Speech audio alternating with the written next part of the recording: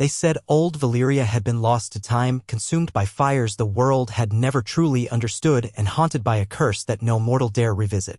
But deep in that ancient, broken land, among twisted spires and ruined domes that once glimmered with unimaginable wealth, slumbered 3 figures kept whole by forces older than dragons themselves. Their names had once resonated among the mightiest of the Freehold, and though their city had perished, the power that bound them refused to let them die entirely. For centuries, they drifted in a twilight between life and death, their bodies preserved by arcane spells cast in the final hours of Valyria's fall. The world had forgotten them as it forgot so many wonders of that vanished empire, but in the midst of the War of the 5 Kings, when chaos and ambition reigned supreme, the unthinkable happened. Valyria stirred. A tremor, subtle at first, rippled through the molten fissures that meandered beneath the blackened city. Obsidian shards trembled, flaking off broken columns and sliding into pits of searing lava. Sulphurous steam spiraled upward, filling the chasms and corridors where 1,000-year-old bones still lay. No mortal eyes witnessed the first stirrings, but the 3 who slept awoke in unison. They opened their eyes, each the color of a different flame, one an eerie blue-white reminiscent of the hottest dragon fire, another a swirling mix of crimson and gold, and the third a deep amethyst that caught the flickering glow of the infernal depths around them. Their hearts, though nearly stilled for centuries, began to pound again with the slow, methodical pulse of an awakening dragon. They rose from the stone floor of the chamber, which was supported by pillars engraved with glyphs that had defied both time and calamity. Their garments were in tatters, the embroidered robes once boasting the intricate patterns of a Valyrian aristocracy reduced to faded scraps clinging to their forms. But the sigils on their chests, 3 interlocking circles in an archaic design, still glimmered with residual magic. It was this lingering power that had preserved them across the centuries. The first to speak was Laraxes of the Amber Gaze, a woman with hair the color of purest silver that cascaded to her waist, her posture regal even as she took a tentative step upon the cracked marble floor. "Valyria is not silent," she murmured, voice rasping from disuse. "She calls for her children once more." She pressed a palm against the dragon's sigil etched over her heart, and in response, a faint flicker of orange and gold danced across her skin as if an ember sparked to life. The second, a slender man with stern, angular features, was Vaelter the Blue Flame. His eyes glowed in that haunting shade of near-white as he replied in a lilting tone. "She calls for us, or we have been summoned by another. The world beyond is unbalanced, reeling from its own illusions of power." He touched a ring that still encircled one finger. An ornate band shaped like a serpent devouring its tail. It glinted with an otherworldly sheen as if feeding on the ambient magic in the air. The last, broad-shouldered and sporting a faint scar across his jaw, was Reinder Dragaril, sometimes called the Amethyst Tyrant. His voice came out as a low rumble. "Then the Freehold is not as dead as history would claim," he said, taking in the cavernous crypt that formed their resting place. "We must see to our dragons, if any remain." He glanced at the stone walls, where faint outlines of dragons in flight were etched in a cyclical pattern, telling the old tale of Valyria's rise and cataclysmic doom. "If we are the last true lords of Valyria, then we hold the birthright of all dragons, no matter where they roam." In response to his words, the subterranean gloom seemed to shift. Far above, at the rim of the ancient city, the heavens rumbled as if nature itself recognized the reawakening of powers that should have remained hidden. Lightning cracked through a molten red sky, and the acrid smell of brimstone intensified. It was time for them to walk upon the surface once more, 3 vestiges of a civilization that had once conquered half the known world. And so they ascended the winding stone staircase that spiraled up, passing murals of dragon lords forging an empire, forging steel, forging magic. They emerged into the blasted surface of old Valyria, where blackened ruins, twisted towers, and the shimmering heat of volcanic vents gave shape to a forsaken paradise. As they stepped onto scorched ground, thunder boomed, followed by a growl that didn't belong to the sky. A shape coiled in the shadows, big as a galley's hull. Slowly, it unfurled a pair of tattered wings, each membrane scorched by centuries of poisonous air.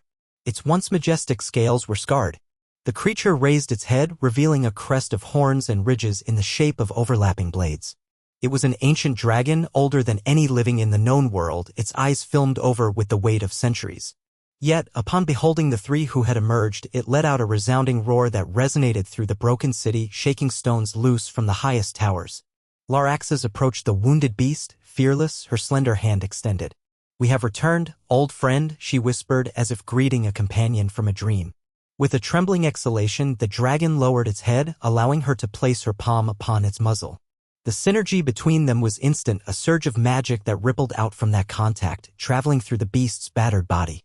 The film over its eyes receded, revealing an iris that matched Larix's own amber hue. Its tattered wings gained a faint shimmer as if regaining some long-lost vitality. 1,000 flickers of candlelight seemed to dance across its once dull scales. Vaelter and Rinder watched, their hearts stirred by both reverence and sorrow. This was but one dragon and a severely injured one, yet it was enough proof that they were not alone. Rinder stepped forward next, searching the craggy outskirts. A second hiss echoed through the gloom. Then, from a broken spire collapsed over a sinkhole of molten rock, emerged another dragon, limping but still fierce. And beyond that, more roars echoed in the labyrinth of half-submerged architecture. The legacy of Valyria lived, hidden but undying. Over centuries, these dragons had survived, scraping sustenance from the fiery depths, battling each other for territory or lapsing into torpor as if waiting for masters who never returned until now. One by one, the dragons came forth, some missing horns, others blind in one eye, all bearing the scars of living in a doomed land. The three newly awakened lords of Valyria moved among them like shepherds greeting an ancient flock. They touched foreheads, stroked scaled necks, whispered in a Valyrian dialect that few men in Westeros could even begin to understand. A bond ignited, reasserting itself after centuries, reminiscent of the old Freehold's greatest power, the unity of man and dragon. Yet not all were so quick to kneel. A monstrous, night-black beast let out a furious roar, sparks flaring from its nostrils, and attacked Rinder in a burst of savage strength. Fire gouged from its jaws, enveloping him in flame. Vaelter and Larix's shouted in alarm, but Rinder stood firm. Flames wreathed him, dancing over a shimmering aura that manifested from the sigil etched into his flesh. He remained unburned, eyes blazing with amethyst light. Then he let out a roar of his own, human, but filled with the wrath and command of a dragon lord. The black beast recoiled in shock. Its wings flapped, sending a gust of ash swirling around them. Slowly, it lowered its head. Subdued, it recognized the rightful power of a Valyrian lord. Sweat beaded on Rinder's forehead from the heat, but he stepped forward and ran a hand down the dragon's snout, forging a fragile trust. "Yield to me," he commanded softly. "Or return to the darkness." The beast submitted, quivering with defiance but no longer attacking. On that day, with much effort and trial, the bond was rekindled between the three lords and the battered dragons who remained in old Valyria. There were dozens of them, some too weak to fly, others in slumber so deep that even a dragon lord's call could barely rouse them. A fraction of what once was, but more dragons assembled there than existed anywhere else in the world. Night descended slowly upon that cursed land, though the skies burned with an orange glow from the fissures and volcanic vents. Larix's, Vaelter, and Rinder gathered within the remnants of a once proud hall. Broken columns and half-melted statues of Valyrian heroes loomed over them. They built a small fire of scraps and bones, fueling it with the ever-present sulfur that hissed from cracks in the floor. Larix's voice echoed in the makeshift camp. "I feel a summons that stretches beyond Valyria. It pricks at my mind, an undercurrent humming across oceans. It is as if a call has gone out to all living dragons, from the newly hatched to the ancient WIRMs we see around us." She took a trembling breath, remembering the earliest days of the Empire when each district of Valyria boasted 100 dragons or more, soaring overhead in an endless ballet of flame and shadow. Vaelter nodded gravely. "I feel it too, though faintly. Dragons scattered across Essos or Westeros cannot resist such a summons. Yet we must be cautious. We do not know who or what triggered this call. The War of the Five Kings, was it? I gleaned fragments from the realm of near-death. There is a conflict for power on the continent once known to us as the distant West." Rinder placed a large hand on Vaelter's shoulder. "If it is war that now grips the West, war is an old friend to Valyria's children. But we have a responsibility that goes beyond destruction. We are the rightful protectors of dragons, the guardians of the old knowledge. Let us approach this new age with a clear mind. We must learn who wages this war and why. Then we shall decide how to shape fate." They agreed to depart old Valyria, not in secrecy but as a renewed force. Yet their flight would not be a straightforward matter. Many of the dragons were wounded or undernourished. They needed time to regain the strength for long journeys. Moreover, the seas around Valyria were treacherous, filled with volcanic rock and monstrous sea creatures that thrived in the same toxic aura. But that night, while the three lords planned, a phenomenon occurred. A thunderous, beckoning roar echoed through the night, resounding across the broken city. Every dragon, whether half asleep or near dead, let out an echo in response. The noise was so deafening that it caused the marble columns to quiver, dislodging centuries of ash. Vaelter clutched at his ring. Laraxes felt a surge in her sigil. Reinder's eyes glowed. Something or someone was amplifying their presence, calling them outward. They set to work with what knowledge remained to them. The architecture of the Freehold still housed fragments of magic, wards and illusions meant to hide the city from interlopers or salvage scraps of the old power. The three lords harnessed the runes inscribed upon altars half buried in slag. They channeled the raw energy that seeped from the lava flows, forging a conduit that extended beyond the horizon. With each incantation, they felt their dragon's strength grow. Wounds closed, burned flesh regenerated. Wings that had been thought useless took shape again with renewed vigor. The dragons roared, a collective clangor that rattled the hollow streets and stirred clouds of soot into the starlit sky. Days blurred into a tumult of healing and preparation. At last, the day came when the greatest of the surviving dragons, numbering 20 in total, stood ready to bear the lords across the sea. Many smaller or weaker dragons would stay behind, protected by wards that the three put in place, awaiting the day they might follow or be needed. Before the final departure, Laraxes set a circle of black candles around a carving that depicted a looming dragon overshadowing a city. She cut her palm, letting a few drops of blood fall into the carved grooves. The glyphs ignited with a pale flame. "My vow remains," she murmured, voice echoing with magical resonance.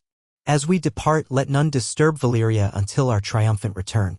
A shimmering wall of invisible force sealed the city's heart, ensuring that intruders would find nothing but illusions and nightmares should they dare approach the cursed land. Then came the flight. 20 dragons, old and newly rejuvenated, took to the skies, each bearing a single rider, either one of the three lords or a lesser scion awakened with them. Reinder and Vaelter each commanded a mighty drake the size of a galleon, while Laraxes led upon the ancient beast she had first touched, its enormous wings scything through the tainted air. They soared beyond the smoking sea, navigating storm clouds and magical rifts that crackled with vestiges of the doom. In tight formation, with roars and flame, they crossed the boundaries of old Valyria, braving the seas of lava that spilled into the ocean. For days they flew, at times landing on rocky isles or battered shorelines to rest. In their wake, lightning storms and swirling currents seemed to surge, as if nature sensed that a dormant power had awakened. When at last the skies cleared and they reached the narrower sea lanes of the summer sea, they encountered ships flying the flags of Essosi merchant princes. Smoke columns on the horizon told of war, but it was not the war of the Five Kings yet. Pirates, slavers, and mercenaries prowled these waters, capitalizing on the disarray in Westeros. The sight of dragons in formation struck awe and terror into these crews. Some ships turned tail and fled, others cowered, dropping anchor and hoisting white flags. Word spread in a matter of hours: dragons have returned. Valyria is not dead. The rumor traveled on the wings of gulls and the timbers of ships to the far corners of both Essos and Westeros. Yet the three lords paid little heed to the fear they sowed. Their immediate goal was Westeros, for that was where they sensed the heart of the dragon call. Westeros, a land that once knew Targaryen might, descendants of Valyria, though but a faint echo compared to the Freehold's splendor. Laraxes wondered if any Targaryens still lived.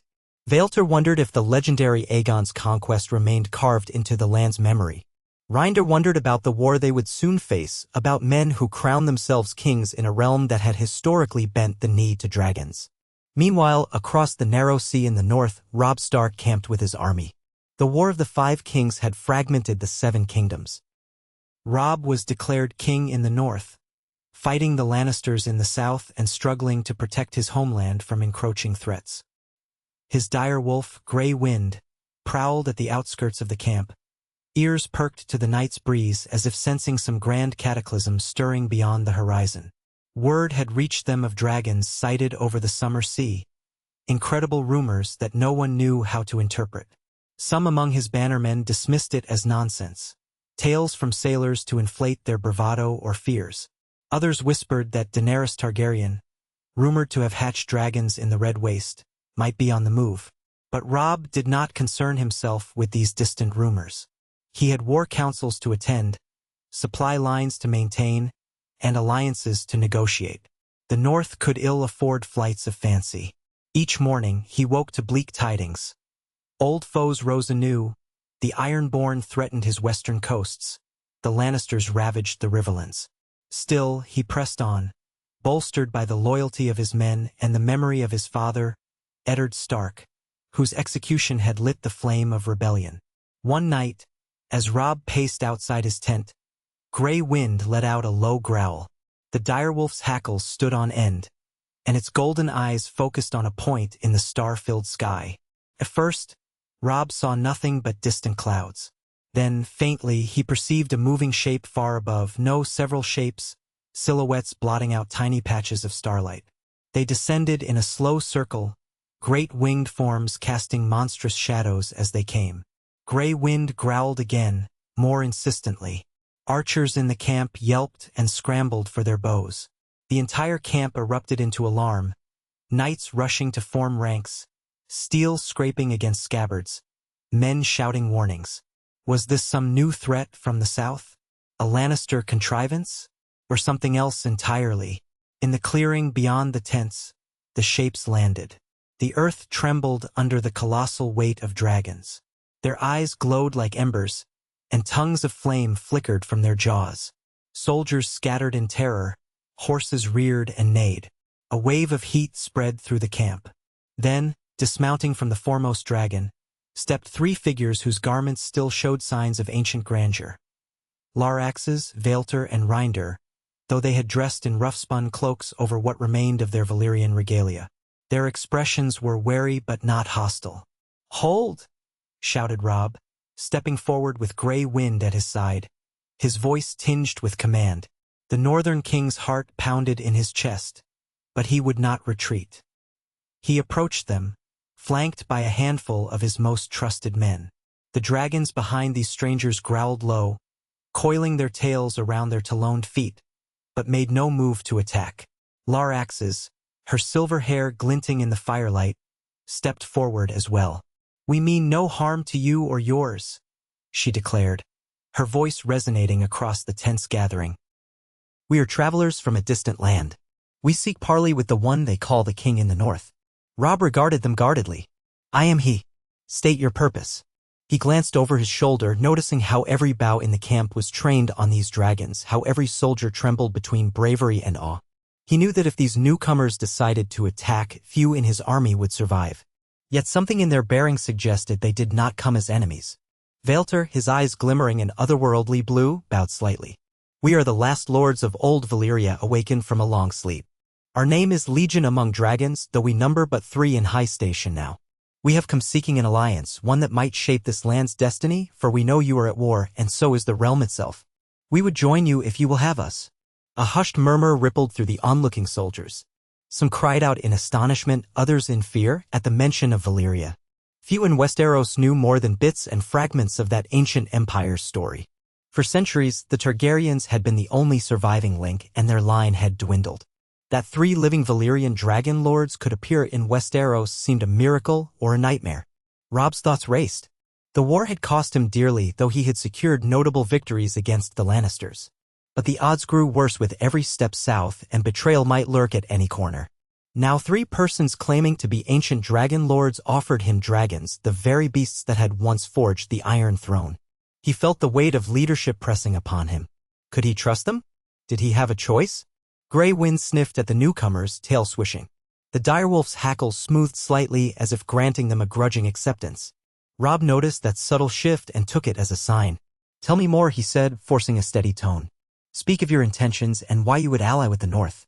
Reinder inclined his head, crossing his arms over his broad chest. "Westeros was once conquered by a branch of our people, the Targaryens. Now many houses vie for dominion while the common folk suffer the ravages of war.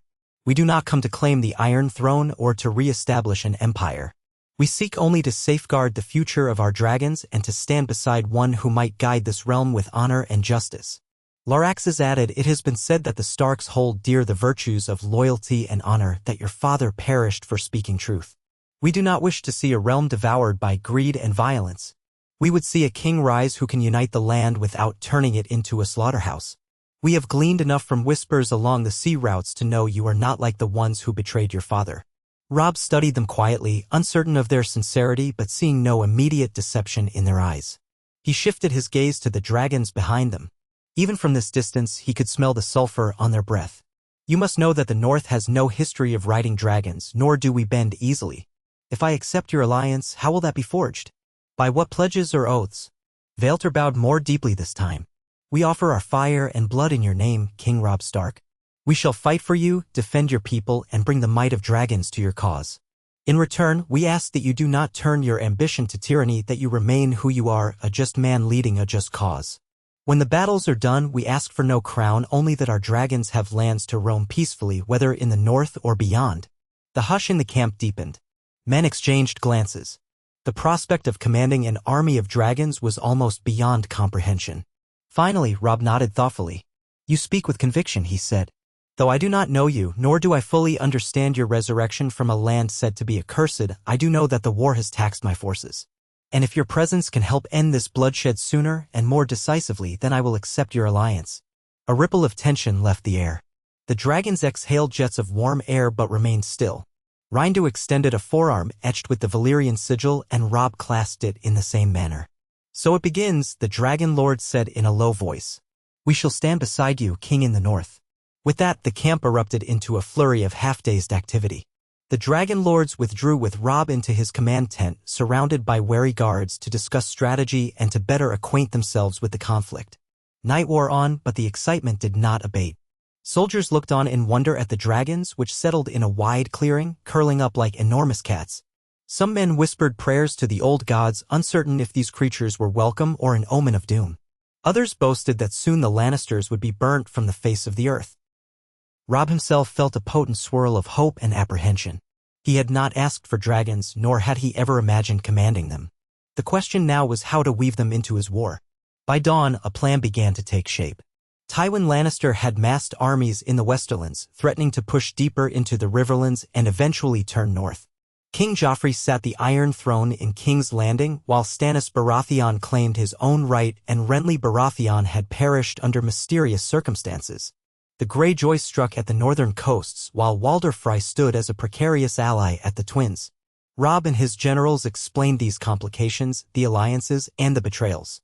The three Valyrian lords listened attentively, their expressions revealing flashes of anger or pity as they heard of the cruelties inflicted upon innocents.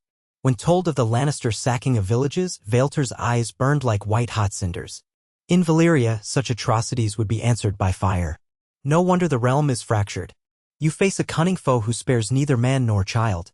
Reinder grunted in agreement, but it was Larax's whose gaze turned cold as ice. Show us your enemy's standard so we may know where to focus our wrath. Robb, mindful that destroying armies was not so simple, attempted to reason with them. Though I want to break the Lannisters' power, I also must consider the people. Not all who march under the Lion's banner do so willingly. We must be cautious not to turn entire regions to ash. He paused. I would not want my name remembered as the wolf who burned the land to cinders. Larax's inclined her head. Nor would we wish to be known as mindless harbingers of fire. We have learned from our empire's doom that indiscriminate destruction leads to downfall. Still, the Lannisters must be checked, and swiftly. Thus, an accord was reached. The dragons would be unleashed in carefully targeted strikes against strategic strongholds, supply lines, and enemy armies in the open field, sparing civilian populations. Meanwhile, Robb's ground forces would advance to secure these territories, hopefully winning the loyalty of local lords by being merciful and just. The War Council hammered out details, and by the time the sun rose high, they were ready to move. That same day, banners were raised, horns sounded, and the northern host marched from its camp. The dragons soared overhead, each accompanied by a rider, though the primary command remained with Larax's, Vaelter, and Reinder. The sight of these winged beasts with Starks riding below them fired the men's spirits, even as it unsettled them. News spread quickly across the Riverlands that dragons rode with the king in the north. Small folk peered out of charred huts in wonder. Knights loyal to House Tully looked upon the sky with mixed awe and terror. Many Lannister outriders, upon witnessing the shape of a dragon overhead, fled immediately, carrying frantic reports back to their liege. In a matter of days, a legendary battle took shape near the still smoldering ruins of a Riverlands village. The Lannisters, led by Ser Adam Marbrand, had assembled thousands of men on a low ridge overlooking a shallow stream. Their scouts had warned them of the approach of Robb Stark's forces, but nothing could prepare them for the thunder of dragon wings. At midday, as the northern spearmen advanced across the plain, the Lannister lines braced for a conventional engagement. Trumpets blared, swords glinted under the sun. Then came a roar from above. Larax's dived from the sky atop her great amber-eyed dragon. Fire streamed downward, scorching a line through the Lannister vanguard. Screams filled the air as men abandoned formation, horses panicked, and the crisp crackle of flames devoured wood and flesh. From the opposite flank, Valyr and Reinder attacked in tandem, raining blue-white and amethyst fire in precise arcs that disintegrated siege engines and baggage wagons. The North's foot soldiers cheered, charging forward to exploit the chaos. Within the hour, the Lannisters' lines were in disarray. Yet the dragons did not ravage the entire field. Each pass was carefully chosen, targeting command tents, supply points, and knights who refused to yield. Many Lannister soldiers, upon seeing the carnage, threw down their arms and surrendered. Robb's cavalry swept in to take prisoners and hold positions. Ser Adam Marbrand attempted a valiant counterattack, but his cavalry charge was met by a torrent of dragon flame that forced them into retreat. Before the sun set, the Lannister host was shattered, with minimal losses to the Northerners. News of the victory spread as swiftly as the flames. The name Robb Stark was spoken with new reverence and fear. The young wolf had become something more, a king whose cause was championed by living dragons. In the aftermath, Robb ordered mercy for the captives, ensuring they received medical care and a chance to swear fealty or pay ransoms. He refused to let the presence of dragons turn him into a tyrant. The three Valyrian lords observed this mercy with approval. "A wise king," Valyr said, standing by as northern healers dressed the wounds of Lannister prisoners. Laraxes nodded, recalling the cruelty that had seeped into Valyria in its final generations. She silently thanked fate that they had allied with a man who practiced restraint, for it assured them that history might not repeat itself. In the days that followed, envoys from various Riverland lords arrived, pledging their support to Robb in exchange for protection from the Lannisters' wrath. The North's influence spread rapidly. Soon, word reached King's Landing that dragons fought for the king in the north. Queen Regent Cersei Lannister dismissed the reports as exaggerations, but Lord Tywin knew better. He recalled ancient histories of Aegon's conquest. He understood the gravity of the situation and began to take measures, dispatching ravens to potential allies and raising new levies. A pitched confrontation was inevitable. Yet, ironically, the dragon's presence did more than instill fear in the Lannisters. It also drew the attention of those in the capital who remembered that the Iron Throne was once founded upon dragonfire. Whispers spread that the young wolf had become unstoppable, that even Stannis Baratheon's claims paled compared to a man with dragons at his back. Some wondered if Daenerys Targaryen, rumored to have her own dragons across the sea, would appear. But for now, the realm fixated on the northern host and its unstoppable momentum. Robb, however, was not content merely to win battles by fire. He knew that destroying the Lannisters militarily would mean little if the realm remained fractured. He began sending envoys to houses who had wavered, offering them a chance to avoid the dragon's wrath by acknowledging northern independence. Some lords acquiesced, others hesitated, but the presence of living weapons the size of warships gave them pause. The North's cause now seemed more than a rebellion, it resembled a reckoning. In a symbolic gesture, Robb invited the three dragon lords to dine among his key commanders. It was an evening of uneasy camaraderie, to say the least. The Northerners had grown used to dire wolves, but dragons were another matter. Still, they offered toasts to their new allies. Great casks of ale and mead flowed, while spiced wine was brought forth in the style of southern courts. Reinder ate with hearty appetite, praising the simplicity and honesty of northern fare. Valyr listened quietly to the men discuss their next campaigns. Laraxes engaged Robb in conversation about the North's values and history. She seemed particularly intrigued by stories of the old gods and the heart trees, and almost spiritual curiosity in her gaze. Even Grey Wind, though clearly tense, settled near Robb's feet, occasionally lifting his head to sniff the air as if the scent of brimstone had become a familiar presence. By night's end, a certain bond had formed, not one of old friends, but of allies forging a mutual respect. Around the hearth fire, talk turned to the future.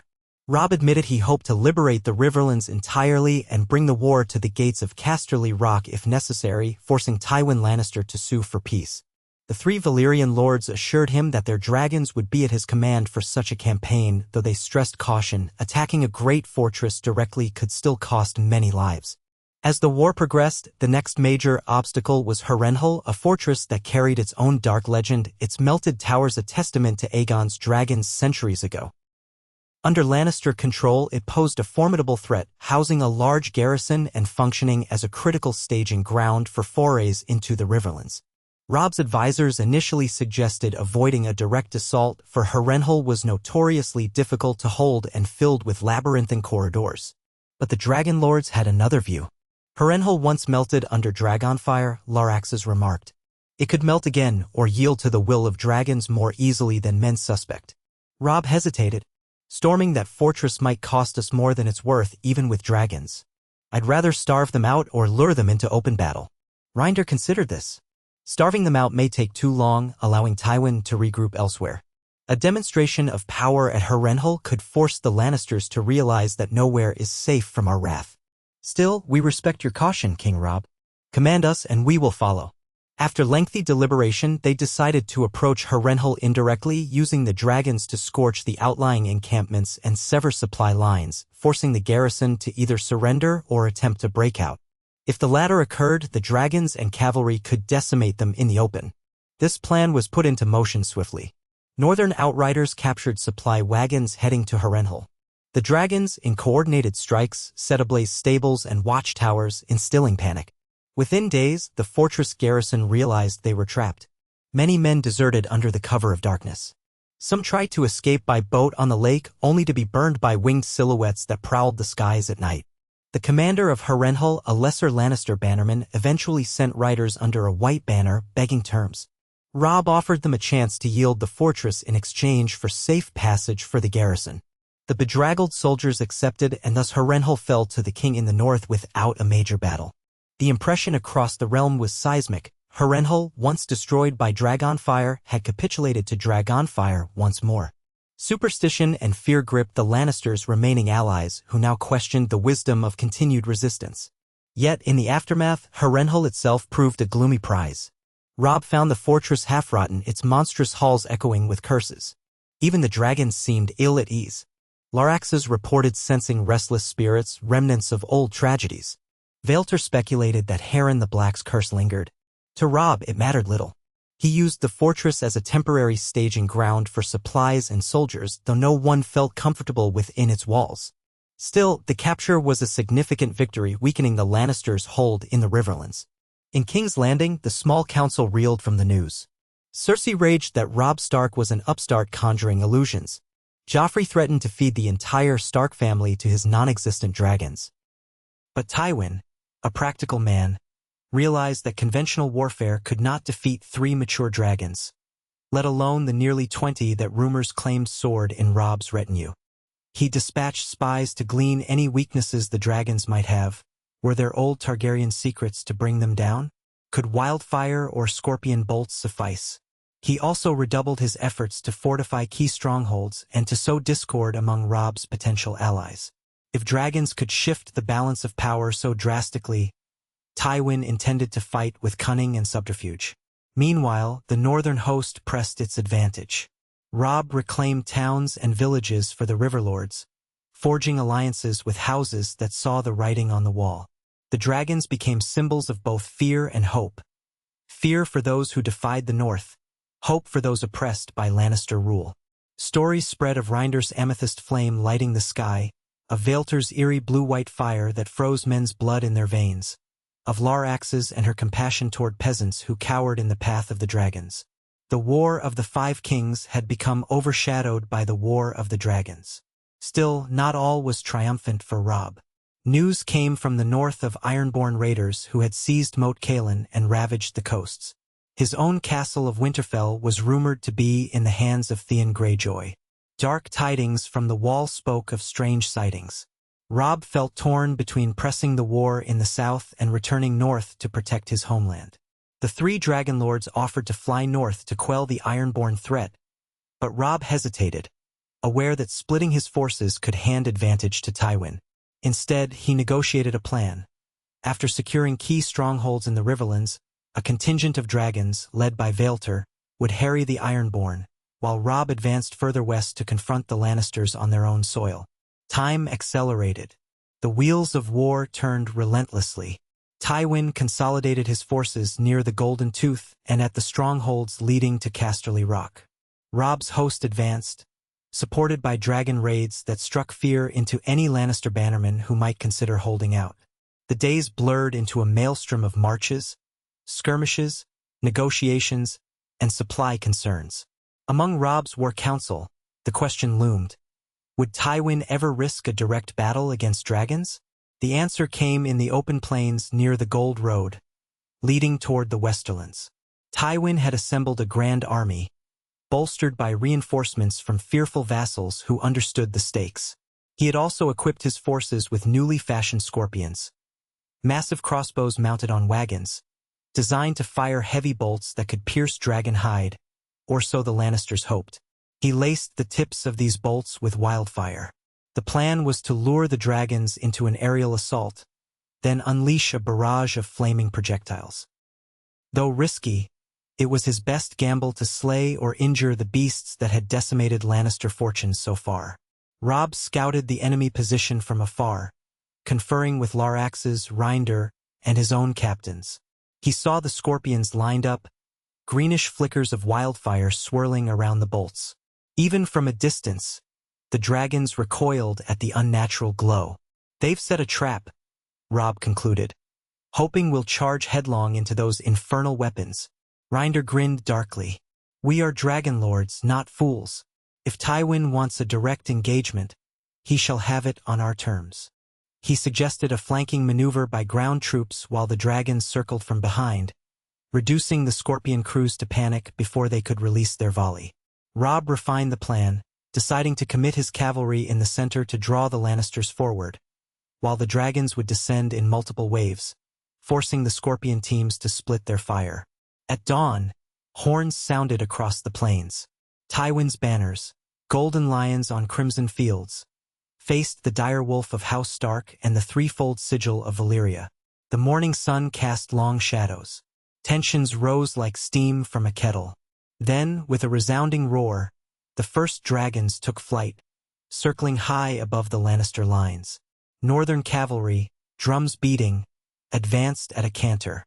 Archers loosed volleys of arrows against the Lannisters, who replied with their own barrage. Dust clouds rose from the trampling of thousands of feet, the crash of steel against steel resounding across the field. Tywin's men primed the scorpions, focusing on the swirling silhouettes above. At his signal, the first volley of wildfire-tipped bolts lanced the sky. One soared dangerously close to Reinder's dragon, grazing its flank and igniting a flare of green flame that licked at the scales. The beast roared in pain, but Reinder chanted in High Valyrian, smothering the fire with a protective aura. Another bolt found no target, streaking harmlessly into the clouds. Still, the threat was real. If a dragon took a direct hit, it could be killed or severely wounded. Realizing the danger, Larraxes and Vaelter coordinated from different angles. Their dragons swooped low behind the scorpion lines, unleashing torrents of flame that engulfed men, munitions, and wagons. Fire met wildfire, exploding in bursts of green flame that consumed entire sections of the Lannister formation. Screams echoed as Tywin's carefully arranged defenses were plunged into chaos. Robb seized the moment, leading a charge of northern infantry to punch through the weakened center. Spears and swords clashed with Lannister steel. At times, the battlefield seemed a swirl of green and orange fire, with dragons looming overhead, their roars mingling with the cries of dying men. Tywin himself rode among his soldiers, struggling to maintain discipline.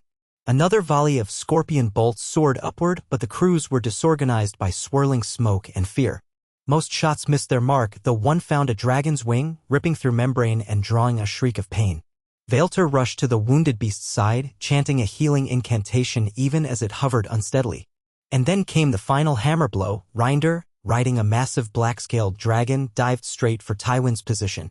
Many Lannister knights tried to form a shield wall, but a gust of amethyst flame broke their line, scything through men and horses.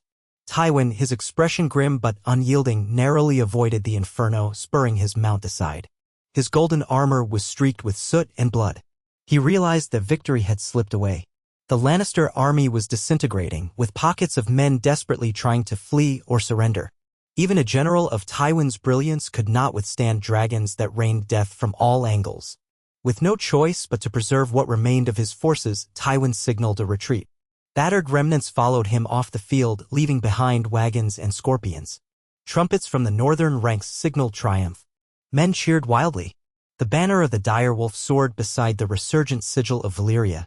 It was a victory that would be sung of for generations, a day when the unstoppable might of House Lannister was turned back by the fearsome alliance of wolves and dragons. Robb, still astride his warhorse, raised his sword in salute to his men, to the dragons overhead, and to the memory of his father. He felt tears threaten to rise.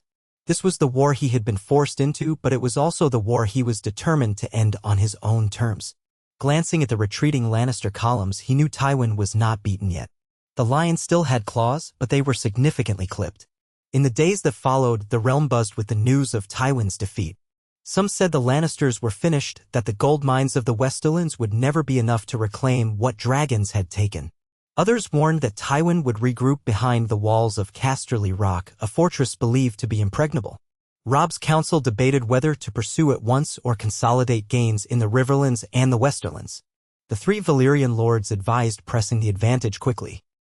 Larax's reasoned that letting Tywin fortify himself in Casterly Rock might lead to a drawn-out siege. Reinder wished to bring swift retribution for the Lannisters' crimes. Vaelter concurred, feeling that dragons could successfully breach the walls if the assault was timed properly. But Robb hesitated, uneasy about overextending. He also worried about the north. Reports suggested that more Ironborn assaults continued, and Lord Roose Bolton, who had parted from Robb's host earlier, was rumored to be consolidating power in a worrisome manner. While these strategic concerns weighed upon him, a more immediate matter arose. A raven arrived from the Crownlands. It bore the sigil of House Baratheon, though not in Stannis' colors. The letter was from King's Landing, penned by some court official or possibly even Varys, inviting Robb Stark to negotiate a truce or at least engage in parley. The invitation hinted that King's Landing feared the combined might of dragons and wolves might soon descend upon them. The letter carefully suggested that the realm needed peace, that perhaps the North's independence could be recognized in some form if the dragons were withdrawn. It reeked of desperation and hidden agendas. Robb, after consulting with his advisors, decided to ignore the invitation for the moment. Tywin's defeat had shifted the balance of the war irreversibly. If King's Landing sought to treat with him, it meant Joffrey's regime was weak. But peace under Lannister terms did not interest Robb, not unless certain conditions were met, starting with the release of his sisters, Sansa and Arya. And there was no mention of them in the letter. As the northern host prepared for the next stage, the Dragon Lords convened among themselves.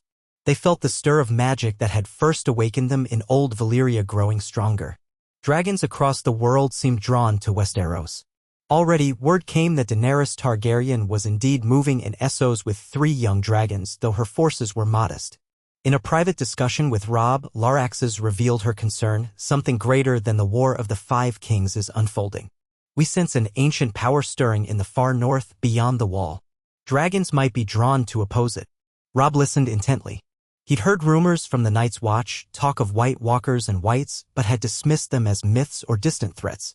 If the Dragon Lords believed it was real, perhaps the realm was indeed on the brink of a far more cataclysmic conflict. He felt a pang of responsibility. He was a king in the north now, tasked not just with winning a crown but with protecting his people from threats both mortal and monstrous. Could these dragons, these living weapons, help defend Westeros from such a nightmare? The thought weighed on him like a millstone. For the moment, though, the war in the south demanded his focus. The campaign turned toward the Westerlands, where Tywin tried to salvage what he could. Over the course of a month, skirmishes erupted near minor castles and keeps. The dragons inflicted losses on Lannister troops, but the mountainous terrain made large-scale battles tricky. Robb's outriders maneuvered carefully, capturing strategic passes. All the while, Tywin retreated closer to Casterly Rock, gathering reinforcements and employing sabotage. Part of the countryside was scorched, leaving fewer resources for the northern host. Despite these hardships, the alliance of wolves and dragons advanced steadily. Victories piled up, though not as spectacular as the earlier routs. Then, as summer storms rolled in from the Sunset Sea, the final approach to Casterly Rock came into view. The fortress jutted from the coastline like a lion's head, massive walls carved from ancient rock. A city spread at its base, housing thousands of people. The sight alone was daunting. Even with dragons, a direct assault would be no simple matter. Robb established a siege camp on high ground overlooking the city. Scouts reported that Tywin had stashed enough provisions to last months and that a well-fortified garrison manned the ramparts. The scorpions and barrels of wildfire were rumored to be present in abundance. A siege threatened to be a long, brutal affair. But the Dragon Lords believed a concentrated aerial assault might breach the main gate or even carve a path through the upper walls. Plans were debated late into the night, with some among Robb's banner lords urging caution, others yearning for a swift strike to end the war in one grand blaze. The next morning, under a grim sky laced with thunderclouds, Robb prepared to address his host. Soldiers formed ranks upon a ridge. Banners flapped in the wind, dire wolf and dragon sigils rippling side by side. The 3 Valyrian lords stood behind him, their expressions solemn. Robb looked over the faces of men who had followed him through so many trials. He spoke in a clear, resolute voice, "We stand at the threshold of what may be our final battle. Beyond these walls lies Tywin Lannister, who has caused so much death and sorrow. We have come far, won many victories, and proven that justice can stand against tyranny. Let this day be the day we break the lion's claws and end this war. For the North, for the Riverlands, for all those who have suffered at the hands of cruelty. Fight with honor and let your hearts not falter." A roar of approval spread through the ranks. Then, in a spectacle few had imagined possible, the dragons took flight, 20 living storms of scales and flame swirling into the sky. Lightning crackled in distant clouds, echoing their roars. The men below watched in awe, hearts pounding with anticipation and fear. The final test of the alliance was at hand. Tywin had positioned scorpions all along the battlements, with barrels of wildfire carefully placed for strategic ignition. His men looked up, steeling themselves for the onslaught. A hush fell as the dragons soared closer. Then came a cry from the ramparts, "Loose!" A wave of scorpion bolts arced skyward, trailing greenish sparks. The dragons scattered, weaving in a complex aerial dance. Some bolts found their marks. A young dragon screeched and spiraled downward, crashing outside the city walls, smoke rising from a gaping wound. Laraxes felt the pain keenly as though it burned her own flesh. Reinder bellowed in fury, leading his mount in a savage dive that engulfed 2 scorpions in amethyst flame, igniting the wildfire they contained. A tower exploded in a burst of green and purple fire, the shockwave toppling defenders. Amid the chaos, Vaelter led another group of dragons to the far side of the walls, targeting the gatehouse. They unleashed a barrage of flame, weakening the thick oak gates and scorching the metal portcullis. Meanwhile, Robb signaled his infantry to advance. Rams and siege towers rolled forward, protected by the covering fire of archers and catapults.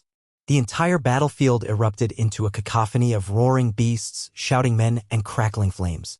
Stone walls split and groaned under the relentless assault. Tywin's men fought valiantly, hurling spears and releasing more volleys of bolts, but the dragons pressed on, smashing defenses and incinerating any who stood in their path. Up on the main rampart, Tywin himself stood tall, grim determination etched on his face. He ordered the release of reserves. Hundreds of crossbowmen lined the parapets, firing at the dragons overhead. Another monstrous volley soared into the sky. A massive black dragon under Reinder's command was hit in the wing joint, causing it to limp midair.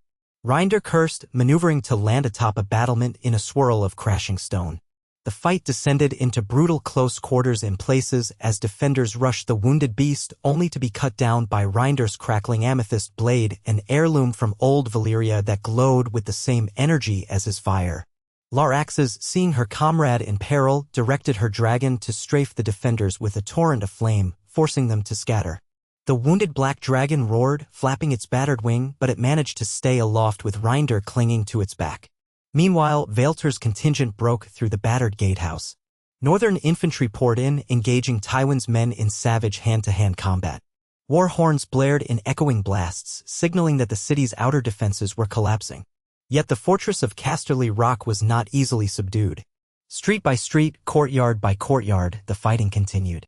Fires burned out of control in some quarters of the city, sending columns of smoke swirling into the storm-dark sky. Robb entered through the shattered gate, accompanied by Grey Wind and a retinue of knights. They carved a path through scattered Lannister lines, pressing on toward the central keep where Tywin was believed to have retreated. Dragonfire lit up the architecture as dusk began to fall, casting flickering shadows of swirling shapes across the walls. Siege towers crumbled, and battlements collapsed. At times, it felt like a reenactment of Aegon's conquest, but in the west rather than the Crownlands. Civilian families huddled in hidden cellars, praying for mercy. Robb's men tried to avoid harming non-combatants, but war is never clean. Screams mingled with the roar of dragons, the clang of steel, and the thunder from above. Tywin made his last stand in the great hall of Casterly Rock, determined to face his enemy with dignity. When Robb forced entry, his direwolf growling at his side, Tywin stood at the far end of the hall, wearing battered armor, a sword in hand, his face set in stern defiance. Around him, the remnants of his household guard braced for one final defense. Smoke from distant fires wafted in through broken windows. "We end this now," Robb declared, stepping forward. Tywin's narrowed gaze flicked to Grey Wind, then to Robb. "You have your father's eyes, Stark," Tywin said bitterly. "I suppose all of us must pay for our deeds eventually." Before Tywin could speak further, the wall behind him cracked from an impact of dragonfire. Debris rained down, scattering the guards. Tywin lunged, sword raised, aiming to at least wound the king in the north. But Robb parried, their blades ringing. In a furious exchange of blows, Tywin demonstrated why he had been feared for so long, but age and the weight of defeat bore down upon him. Robb's final strike knocked the sword from Tywin's grasp. Grey Wind snarled, bristling, ready to pounce. Tywin sank to one knee, blood on his brow, breath ragged. Silence fell. Robb's sword hovered at Tywin's throat. "You have lost," he said grimly. "Surrender, and I'll see you face justice." Tywin's glare blazed with a spark of defiance. "Justice?" he repeated, voice dripping with irony.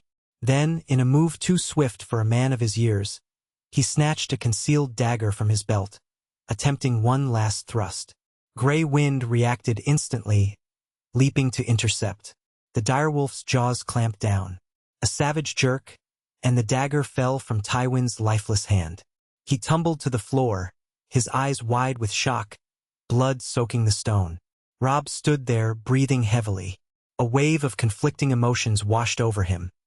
Triumph, relief, sorrow at the endless chain of violence. Grey Wind nudged his master's hand, sensing his turmoil. Robb grimly sheathed his sword. "May the gods judge him," he whispered. In that moment, the last great lion of House Lannister had fallen. Casterly Rock was his, the war all but won.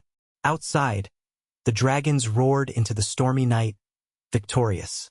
The battered Lannister forces finally laid down their arms. Throughout the city, bells tolled. Flames danced in the streets, but a sense of finality settled over the carnage. Soldiers from the north hurried to douse fires, to secure prisoners, to search for hidden caches of wildfire. The war's greatest confrontation was concluded in a single, cataclysmic day. In the ensuing weeks, Robb worked to stabilize the Westerlands, forging new arrangements with local lords who swore fealty to him or recognized the North's independence. The realm trembled, uncertain of what shape would emerge from the ashes. King's Landing, still under Joffrey, had lost the figure who truly controlled its power. One by one, Tywin's allies abandoned him. Word spread that the Iron Throne might soon bend or fall to the king in the north. But Robb's ambitions were never to rule all of Westeros. He desired only to avenge his father, secure justice, and ensure the North's freedom. The three Valyrian lords, though integral to the victory, felt another calling. Laraxes spoke of the sense of doom lurking beyond the wall. Even as the realm reeled, she urged Robb to turn north and prepare for a far greater threat than any mortal king. Vaelter concurred, recounting vague prophecies in Old Valyrian about a long night and a cold darkness that even dragonfire might struggle to contain. Reinder felt torn, wanting to see the final shape of the realm they had helped conquer, but also acknowledging their deeper purpose. They had awakened for a reason that transcended local wars. Robb understood, though he faced the delicate matter of reordering the kingdom. But he promised the Dragon Lords that he would march north when the time was right. "Winter is coming," he said, echoing his house words. "And if what you say is true, the entire realm, north, south, east, and west, will need dragons and direwolves united to stand against it." And so, In the aftermath of a war that saw Valyria's return and the might of dragons renewed, the king in the north rose triumphant against the Lannisters. The realm, though battered, looked on in wonder at this new dawn. Songs would be sung of Robb Stark and the three who came from old Valyria, forging a bond of dragon and wolf. Yet in quiet corners, in the hearts of men and women who remembered the old legends, fear mingled with hope. For if Valyria had risen again, and all living dragons were gathered, was that sign of a new age of wonder, or a herald of something more ominous, a final battle yet to come? As the last embers of the War of Five Kings died down, and the once impregnable walls of Casterly Rock bore the scars of dragonfire, the cinders of destiny smoldered in the north. There, in the land of perpetual winter, powers older than man or dragon stirred, waiting for the hour when the wall would be tested. In that coming hour, the alliance between the Wolf King and Valyria's resurrected lords might be the only shield standing between life and the icy darkness. But for now, victory hung in the air, a fleeting triumph that might give the living realm one final chance to unite before the true terror arrived. In the weeks and months that followed the fall of Casterly Rock, fire smoldered across the Westerlands, sending gray plumes into skies that had once seemed serene. The castle's broken gates and scorched walls stood as a testament to the power of dragons and the fortitude of the northern host. Despite the grimness of the war's final days, a kind of expectant hush settled over the realm, as if everyone, from highborn lords to the humblest peasants, realized they now lived in the aftermath of events that would change the course of history. Robb Stark, king in the north, wasted little time after Tywin's defeat. He set about establishing order, employing his customary blend of mercy and firm resolve. The Westerlands, so long a domain of the Lannisters, had been left leaderless at the highest level. Many gold-cloaked knights and local bannermen were dead, captured, or in hiding. Some of Tywin's kin had fled to distant strongholds or even across the narrow sea. Those who remained swore grudging fealty to the new power in the land. Robb appointed stewards to oversee the region, ensuring that the harvest would be gathered and that the small folk would not starve. He forbade looting under penalty of death. It did not entirely stop the chaos. War always birthed opportunists, but it mitigated the worst abuses. In the battered Great Hall of Casterly Rock, tables and benches were reassembled for councils of war now turned councils of peace. The three Valyrian lords, Laraxes, Vaelter, and Reinder, often took seats beside Robb, drawing the wary, uncertain gazes of any Westerlanders who approached. These dragon lords were no longer the unknown terrors that had first descended upon the Northmen's camp, but their aloof and mysterious bearing still set them apart. They wore cloaks of dark cloth over their ancient Valyrian garments. Gemstones glittered in their rings or in the small pendants that bore the sigil of the Freehold. More than one Westerosi lord, stepping into the hall, felt the tug of old legends, of magic kingdoms far away, of dragons that had once subjected the world to fire and fear. Now these legends sat at council tables, discussing tax levies and shipping lanes. Robb, for his part, leaned heavily on the Dragon Lord's knowledge in matters that touched on magic or rumor, but he reserved the final decisions for himself and his northern advisors. The easy assumption might have been that the Valyrians would dominate him, overshadow him with their arcane power. But Robb's leadership had a steadiness that no one could gainsay. He was not enthralled by wonders, he did not grow drunk on his newfound advantage. A sense of purpose guided him, the same purpose that had inspired him from the moment his father was executed. He wanted to safeguard his family, protect the North, and bring an end to needless violence. If having dragons at his side hastened that end, then so be it. But he would remain true to Stark honor. When the city beneath the rock began to resume a semblance of normal life, caravans from the Reach and the Riverlands appeared, bringing grain, salted meats, and wine. The autumn harvest had been neither bountiful nor wholly disastrous, but the war had shattered distribution networks, so the movement of goods remained slow and uncertain. Gold from the Lannister vaults, what remained of it, was used by Robb to purchase shipments of crucial supplies. Rumors claimed that the Lannisters had hidden vaults deeper in the rock, accessible only by secret tunnels. If so, no one could find them. Robb ordered minimal searching. He had no wish to encourage the rapacity that might arise from a gold fever. He wanted stability, not more chaos. In a single decisive act, Robb Stark dismantled every scorpion and siege engine designed to kill dragons. He ordered them melted down for raw steel to be repurposed. The Westerlanders who had operated these weapons looked on with a mix of resentment and relief. So many of their comrades had died in vain attempts to slay beasts that seemed unstoppable. In truth, the dragons were not immortal. At least 2 had been wounded badly, 1 grievously, in the taking of Casterly Rock. But the city's defenders had witnessed what happened when dragonfire met wildfire in the open sky and how swiftly chaos consumed them. The memory alone was enough to keep most of them from dreaming of another rebellion. In the midst of these practical concerns, the Northmen in Robb's host began to feel the pull of home. Some men, having marched for a year or more, grew anxious about what was happening in the north. They had heard horrifying tales of Winterfell's fall to the Ironborn and the betrayal by Theon Greyjoy. Sporadic ravens carried uncertain news of Ramsay Snow, now calling himself Ramsay Bolton, and his brutal conquests. Roose Bolton, nominally loyal to Robb, had marched north with a contingent of men, but rumors said his intentions might be treacherous. The deeper winter in the north spurred fear that the small folk would suffer if the war dragged on. Soldiers expressed desires to return to their families or to look to the wall and the troubles rumored among the watch. Robb could not ignore these murmurings. The cause that had driven him south to avenge his father, to free his sisters, to resist Lannister tyranny had largely been realized, yet it had cost him nearly everything. His mother, Catelyn, was somewhere east, escorting a wagon train of Riverlanders who had joined his side. She had pleaded for him to stay the sword to find a negotiated peace. But Tywin's intransigence had made that impossible. Now that the Lion was dead, the Iron Throne in King's Landing might be open to talks. Indeed, ravens arrived intermittently from the capital, each letter penned with increasing desperation, requesting an audience, urging him to accept terms that would leave Joffrey as king of the 7 kingdoms in name only but grant northern independence in practice. The Game of Thrones was shifting quickly in the vacuum of Tywin Lannister's death. Lords scrambled to avoid the fate that had befallen the Westerlands. Robb was hardly eager to treat with Joffrey. He had not forgotten the cruelty inflicted upon his sisters nor the stark betrayal that had sparked this war. However, he also recognized that continuing to fight, burning every stronghold in the Crownlands, would bring only more death and destruction. The old codes of war demanded that once an enemy lord was killed, his successor might be given a chance to sue for peace. So the question arose, should Robb call his banners to march on King's Landing, or should he open negotiations from a position of strength? In the silence of an early morning, Robb left his chambers and walked the high ramparts of Casterly Rock. The sea wind whipped his cloak. Below, waves crashed against the rocky coastline, swirling with foam. The sun peeked over a ragged horizon, illuminating the battered city that had once known only Lannister rule. Grey wind padded beside him, ears pricked to catch every distant sound.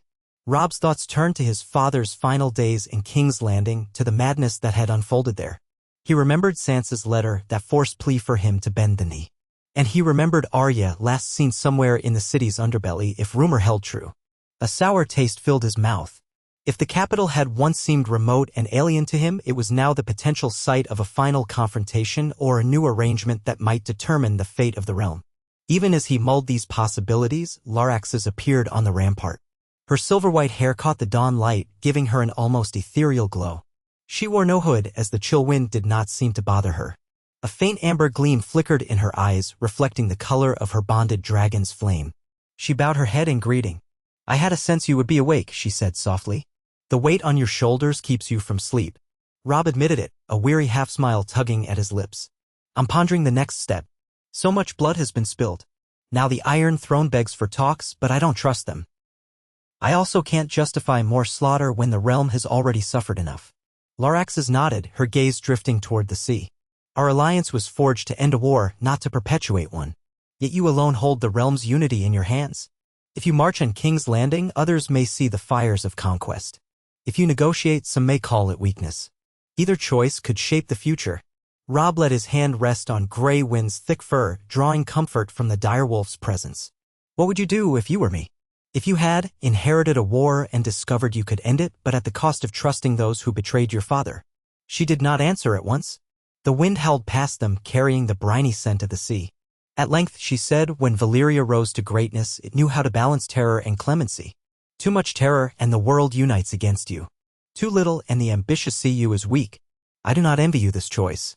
But if you believe your father's memory is best served by sparing more innocent lives, then you must try the path of peace. If the Iron Throne deceives you, well, dragons have a way of exacting retribution." Robb glanced at her. Laraxes had a grave calmness that reminded him a little of Maester Luwin's thoughtful counsel, practical but not without compassion. "I will write to them," he said finally. "Let them propose their terms. If they are honorable, truly honorable, perhaps an accord can be reached. I'll demand the safe return of my sisters, the recognition of northern independence, the end of Lannister claims on the Riverlands, and I'll see if they have the backbone to sign a peace. If they do not, I'll gather my men and the dragons and we'll bring the final storm upon them." That day, as the morning matured, Robb dictated a letter to King's Landing. It was brief, stating in no uncertain terms that any peace required the release of Arya and Sansa Stark, recognition of northern sovereignty, and full reparations to the Riverlands. The letter closed by invoking the might of dragons. "We will not be trifled with," it said, "nor will we extend mercy twice." He signed it as Robb Stark, King in the North, stamped it with a direwolf seal, and sent it by Raven. Meanwhile, the war effort did not simply pause. There were other fronts, other troubles. News of an emerging conflict on the coasts of the North trickled in. The Ironborn had entrenched themselves in certain key ports, enslaving or terrorizing local villages. Roose Bolton and his bastard Ramsay were rumored to be clearing out the Ironborn but leaving nightmares in their wake. Tales of flayed men and burned villages circulated among travelers. Despite being an ally in name, House Bolton had always been suspect, and Robb's bannermen urged him to return north to set matters straight. He could not be in two places at once. Neither could the Dragon Lords, who were feeling the call of the far north of old powers stirring beyond the wall. "We have been torn from our rest for a reason," Valyr said. "The realm teeters on the brink of something larger. The War of Mortal Kings is a mere prologue. Our dragons sense it day by day in the shifting winds that blow from the lands of always winter." Rindu agreed. "We must see the truth for ourselves. If the old tales of White Walkers or other horrors are true, all your conquests here will be meaningless when the cold tide sweeps down. But we made an oath to stand with you, King Stark, until your throne is secure." Robb heard them out. He knew that duty pulled them in two directions, to secure peace in the south and to prepare for the unknown threat in the north.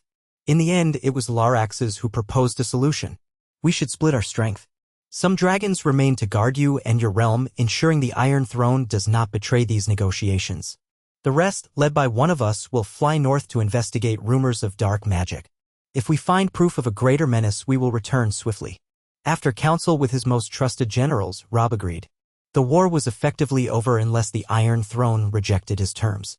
There was no reason to keep all the dragons corralled in the Westerlands.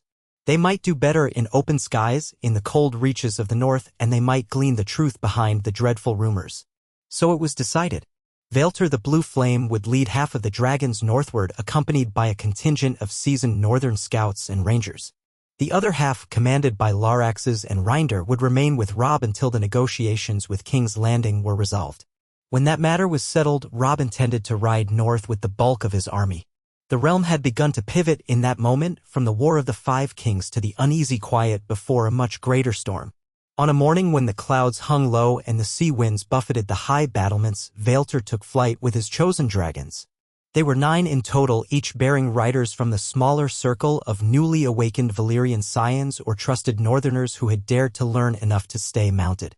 The watchers at Casterly Rock beheld a wondrous sight as those 9 shapes ascended through ragged cloud cover, vanishing like specters. Grey Wind, standing near Robb, raised his muzzle to the wind, letting out a soft growl. "They will see the truth," Rinder murmured, eyes on the distant clouds. "Whatever it may be." "I hope they find nothing at all," Robb said, though a prickle of unease crept under his skin, as if he already knew that hope was too simple. The weeks that followed tested everyone's patience. Word came from King's Landing that the letter had been received. The King's Council, ostensibly ruled by Joffrey but in reality overshadowed by various courtiers, offered to meet at a location of Robb's choosing in the Riverlands to discuss terms. Robb proposed the ruins of Harrenhal. Ironically, the very place that had once testified to the unstoppable might of dragons in the days of Aegon the Conqueror. Now, that fortress was under northern occupation, a suitable neutral site for what might be the greatest peace conference in living memory. Arrangements were made. Envoys traveled under banners of truce. Meanwhile, some among Robb's ranks expressed disbelief that the Lannister faction would adhere to any agreement, especially after Tywin's death. Yet the realm was exhausted. The crown's coffers were rumored to be near empty, and the Tyrell alliance grew fragile without Tywin's iron-fisted manipulations. Joffrey's personal reputation had plummeted, and the small folk in the crownlands were restive. The banners of the dragons soared now with House Stark, an image that haunted the nightmares of courtiers who remembered the Targaryen lineage. The impetus toward negotiation was powerful. No one wanted another battlefield drenched in dragonfire. So it was that Robb marched his host eastward, back through the Riverlands, accompanied by the Watchers and Rumors of the small folk, who emerged to see the fabled beasts overhead. The roads were in deplorable condition, scarred by past fighting and neglect. Bridges had been burned or collapsed. Villages lay half in ruin, their people anxious about food for the coming winter.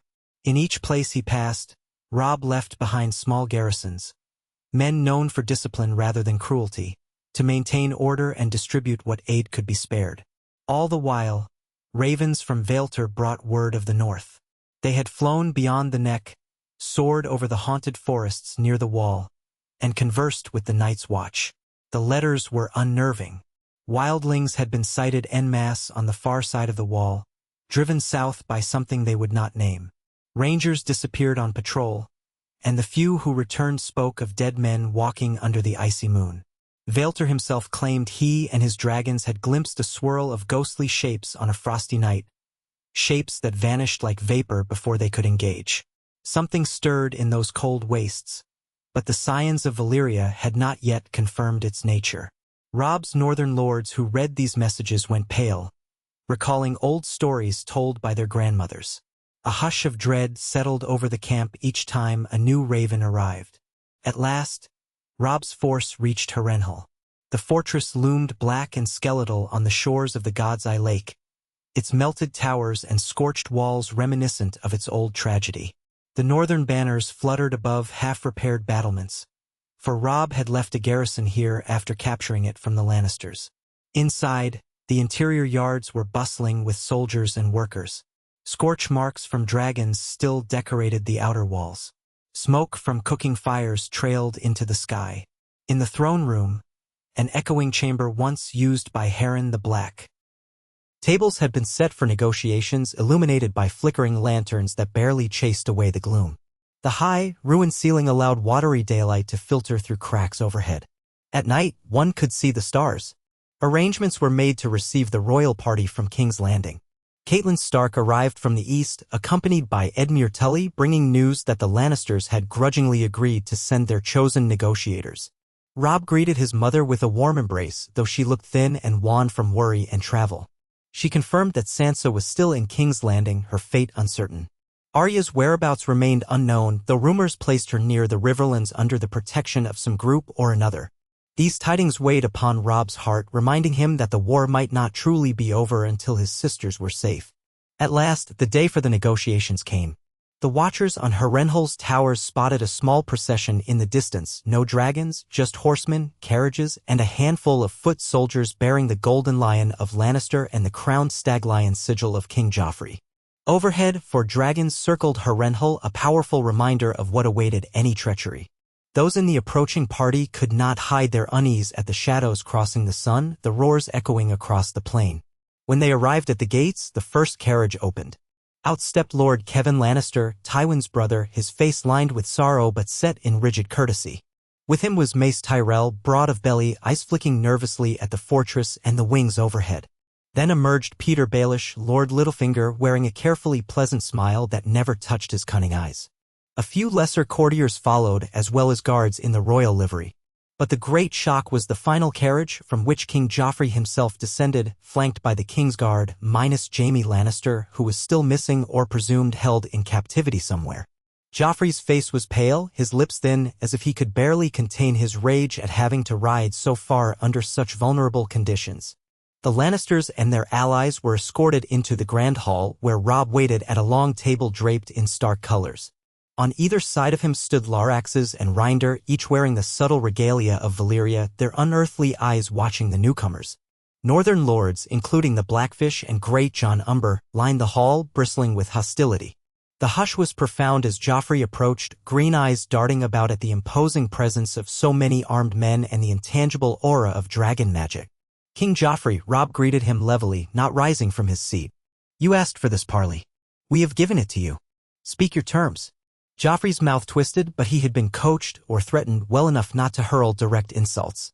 He wore a crown that seemed too large for his head. The bruise-like smudges under his eyes hinted at sleepless nights. Kevin Lannister cleared his throat discreetly and stepped forward. "My lord, your grace, King Joffrey comes in hopes of securing a peace that will preserve the realm. We acknowledge that Tywin Lannister led a campaign which resulted in tragedies, and we recognize your victories, King Robb. We are prepared to negotiate in good faith." Joffrey stood stiffly as though he might bolt at any moment. A muscle in his jaw twitched. His voice, when he spoke, sounded forced and brittle. "I will not have the realm torn apart by further bloodshed. My advisors and I have come to see if the king in the north," he spat the title like a curse, "will accept terms that keep the Seven Kingdoms whole.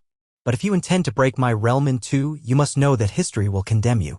Robb felt his anger stir at Joffrey's arrogance, but he contained it. "It was your family who condemned themselves when they executed my father under false pretenses," he said calmly. "We did not seek this war. But as you can see, we have won it. You sit upon the Iron Throne in name only. Your counselors stand here in the Hall of Harrenhal under my watch.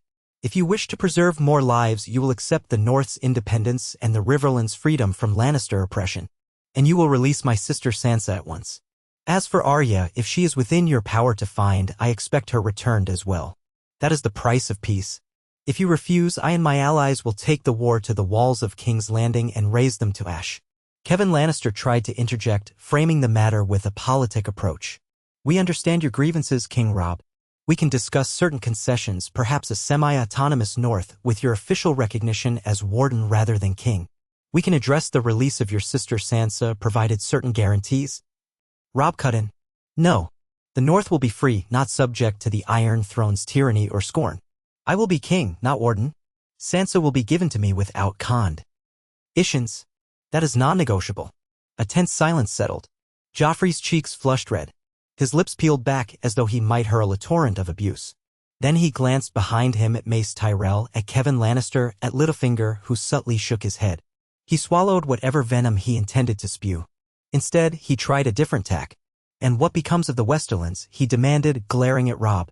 "My grandfather's seat was taken by fire and blood. Are your men to remain there indefinitely? Will you annex it as well?" Robb's voice remained composed. "I have no interest in ruling the Westerlands. The local lords can manage themselves. I only require that they do not threaten the Riverlands or the North again. If a Lannister with sense wishes to step forward as their liege under my protection or as an independent region, so be it. But the moment they take up arms against me, you know what the result will be." The negotiations stretched across that day and into the night. A great meal was served, though the tension made every bite taste of dust. Mace Tyrell tried to lighten the mood, blustering about how the Reach could feed the realm if the war ended, but no one truly relaxed. Catelyn Stark presided with dignified calm, reminding each side of the innocents who had suffered and died. Peter Baelish, sly and smooth, occasionally interjected with suggestions of compromise, but none gained real traction. At one juncture, Laraxes rose from her seat to circle the hall, her presence alone enough to unnerve those who might consider deception. Even so, the Lannisters sought to claw back some dignity, suggesting a slow-phased withdrawal from the Westerlands and partial recognition of northern autonomy. Robb refused to budge, not after everything that had happened. By the second day, Joffrey and his party realized they had little leverage. The Crown's army was in disarray, the Crown's coffers near empty, and dragons circled the skies, loyal to Robb. If a last stand took place at King's Landing, the city would likely burn. Tens of thousands might die, and Joffrey himself would almost certainly not survive it. Kevin Lannister, more pragmatic than proud, finally cornered Joffrey in a side chamber and berated him into reason. Meanwhile, Littlefinger whispered to Mace Tyrell that if they cut their losses, they could preserve their house's influence elsewhere. And the alternative, facing the wrath of dragons, was too grim to contemplate. Thus, by the end of the second day, a tentative agreement was reached. King's Landing would officially recognize the North as a sovereign kingdom, no longer bound to the Iron Throne. The Riverlands, allied with the North, would remain under the protection of King Robb and free from any retributive claims by the Crown. Sansa Stark was to be released immediately, escorted to Harrenhal within a fortnight. Arya Stark, if found within the Crown's dominion, would also be returned without delay. In exchange, Robb would not press further claims or march on King's Landing. He would withdraw his forces from the Westerlands over the course of the next year, leaving local matters to the lords who pledged not to raise arms against him again. The letter of the treaty also included a financial restitution from the crown to the Riverlands, though no one was sure if Joffrey could actually pay it. The moment the final parchment was signed, the tension in the air snapped. There was no celebration, merely a weary relief that war might finally be ending. Joffrey, still bristling and furious, refused to speak another word to Robb. He demanded a secure escort from the fortress, leaving Kevin to handle the niceties. Before they left, Kevin approached Robb privately. A guarded hope flickered in his expression. "I pray this treaty holds. I have no illusions that our houses can be friends, given what has transpired. But at least we can end the slaughter." Robb accepted the sentiment with a nod. "I have no desire to perpetuate it," he said, voice grave. "Remember that if any Lannisters choose war again." Kevin nodded in silent understanding and departed with the rest. In the days that followed, the northern host in Harrenhal gradually relaxed its vigilance. Joffrey's party had departed apparently without mischief. Robb did, however, double the watch on the roads, mindful that treachery could come from stragglers or mercenaries. The dragons still patrolled the skies. One afternoon, as Robb walked through the courtyard, he spotted a new arrival, a single carriage bearing the sigil of House Redwine, vassals of the Tyrells. Inside it was a young woman who introduced herself as Lady Mina Redwine, come to treat with the Starks on matters of trade. It was proof that in times of uncertainty, ambitious families wasted no time seeking advantage. Robb found himself vaguely amused by the swiftness of it all. War had scarcely ended and already the realm's lesser houses jockeyed for economic ties to the new power in the north. The wait for Sansa stretched on. Each day, Robb worried that Joffrey would harm her in one last act of cruelty. But to everyone's surprise, Joffrey stayed true to the agreement, perhaps pressured by Kevin Lannister, the Tyrells, and a coterie of pragmatic lords who feared reigniting the dragon's wrath. 2 weeks after the treaty was signed, a column of Crownlanders arrived at Harrenhal's gates with Sansa Stark in tow. She looked pale, her eyes haunted, but the moment she saw Robb in the courtyard, she ran to him, tears shining on her cheeks. He embraced her, heart clenching at the memory of her as a younger girl in Winterfell. How long ago that seemed. Now she was battered by the horrors of King's Landing, her illusions of chivalry and romance ground to dust. Robb held her tight, promising she was safe. He asked about Arya, but Sansa had no idea where she might be. She had been missing since their father's execution. Peter Baelish or Varys might know more, but no one had told her anything. Robb's relief at having Sansa back mingled with bitterness over Arya's absence. Still, it was a victory. If the war had cost him so much, at least he had rescued one sister. Sansa was escorted to better chambers in Harrenhal, if any such chambers could be called better, in that haunted fortress. Catelyn stayed with her, nursing her back to health with gentle care. A real meal, new clothes, a sense of safety, these were small miracles to a young woman who had lived under the shadow of Joffrey's sadistic court. Soon enough, Sansa regained color in her cheeks, though the spark of innocence in her eyes might never fully return. Whenever Robb asked her about King's Landing, she grew quiet, shuddering at some memory. He decided not to press her, resolving that the best balm for her wounds would be the quiet and comfort of Winterfell once they returned north. With the treaty in place, the War of the Five Kings had effectively ended in a stalemate that was more a northern triumph than anything else. Stannis Baratheon still claimed the throne from Dragonstone, but with Tywin gone and the crown weakened, the political impetus behind the conflict seemed drained. Renly was dead, Balon Greyjoy had declared himself king of the Iron Islands yet again, but with the dragons looming, none of these claimants possessed the momentum to continue a major war. If they wanted to challenge Robb, they would have to face Dragonfire and a hardened northern army. The realm seemed ready, if not eager, to accept a fragile peace. Under other circumstances, Robb might have traveled directly back to the north to restore order and see to his homeland's security. But a message from Vaelter arrived by Raven, stamped with the Valyrian sigil. Its contents were unsettling. Vaelter and his half of the dragons had gone north of the wall. They had soared across fields of white, searching for any sign of living communities. At night, they glimpsed eerie lights in the distance, as if some spectral host marched across the tundra. The wildlings they encountered spoke of a Night King, of undead armies led by White Walkers. Vaelter himself had lost several men to silent attacks, ambushes in the snow by wights whose eyes glowed with cold malevolence. Though the dragons could burn these undead abominations with relative ease, the darkness seemed boundless. For every foe destroyed, more emerged out of the frozen wastes.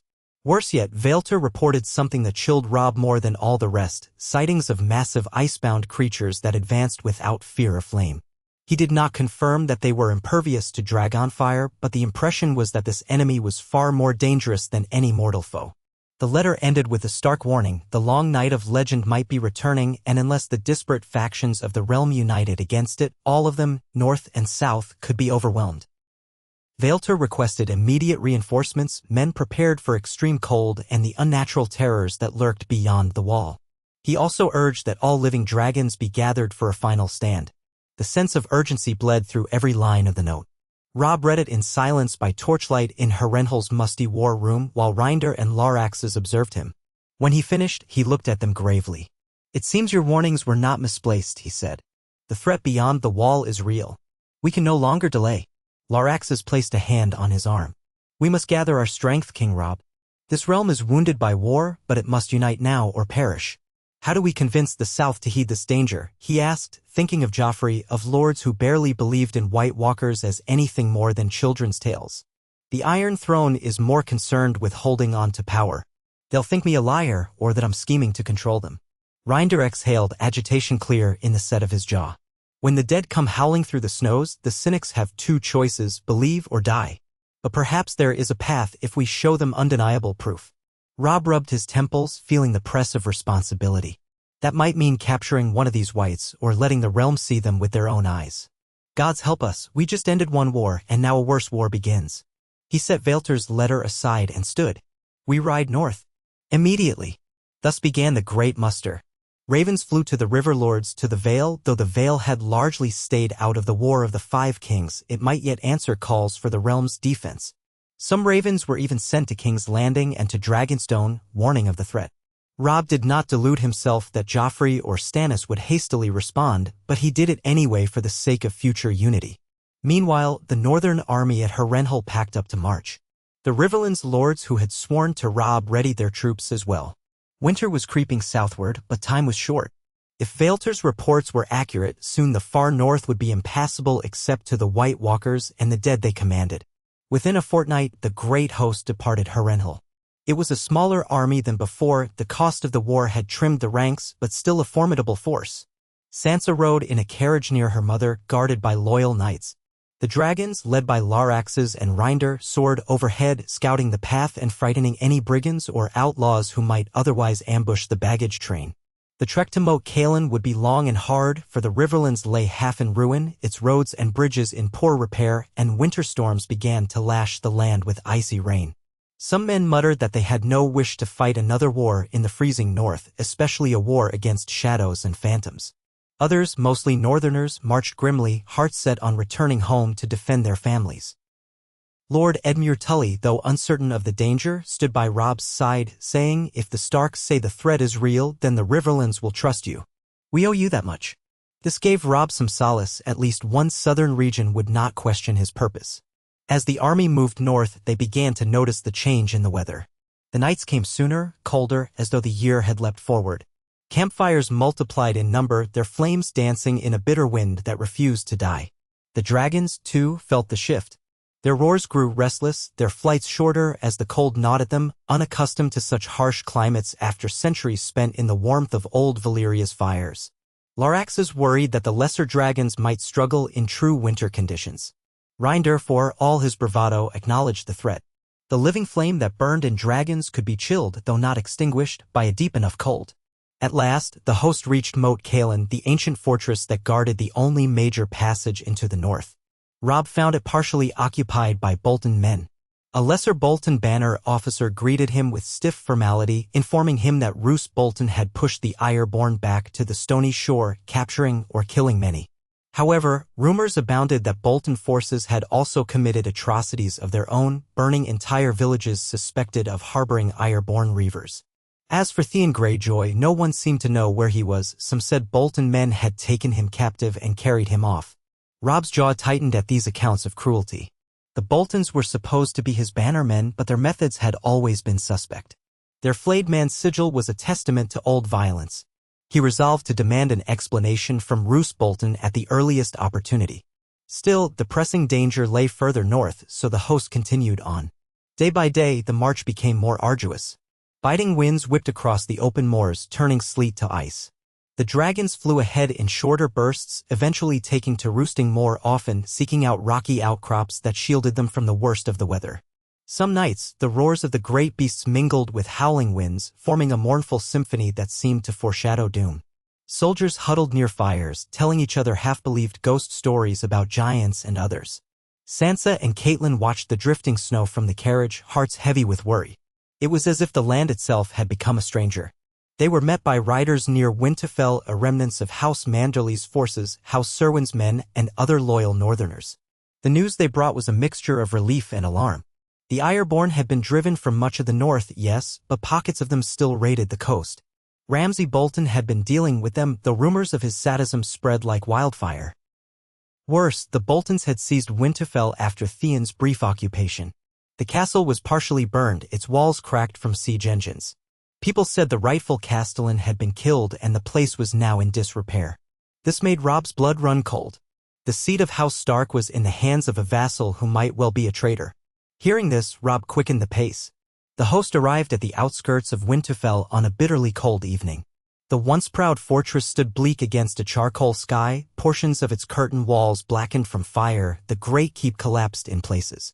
Drifting smoke hung in the air, and even from a distance one could smell the faint stench of burnt timber and old death. A scattering of Bolton guards manned the gates, allowing Robb's vanguard to enter. Inside, the courtyard was a wreck of ice-crusted rubble with makeshift repairs that looked woefully inadequate against the coming winter. Roose Bolton emerged from one of the still intact towers, accompanied by a retinue of his men. He wore a pale fur cloak that set off his thin, pallid features, and he regarded Robb with a cold politeness. "My lord," he said with a shallow bow. "You have returned at last." Robb reined in his horse, Grey Wind at his side, the direwolf's hackles raised. "What has happened here?" he demanded. "Where's Ser Roderick Castle? Where are the people who remained loyal to House Stark when Theon took the castle?" A flicker of something passed over Roose's face. "Ser Roderick died at the hands of the Ironborn," he replied smoothly.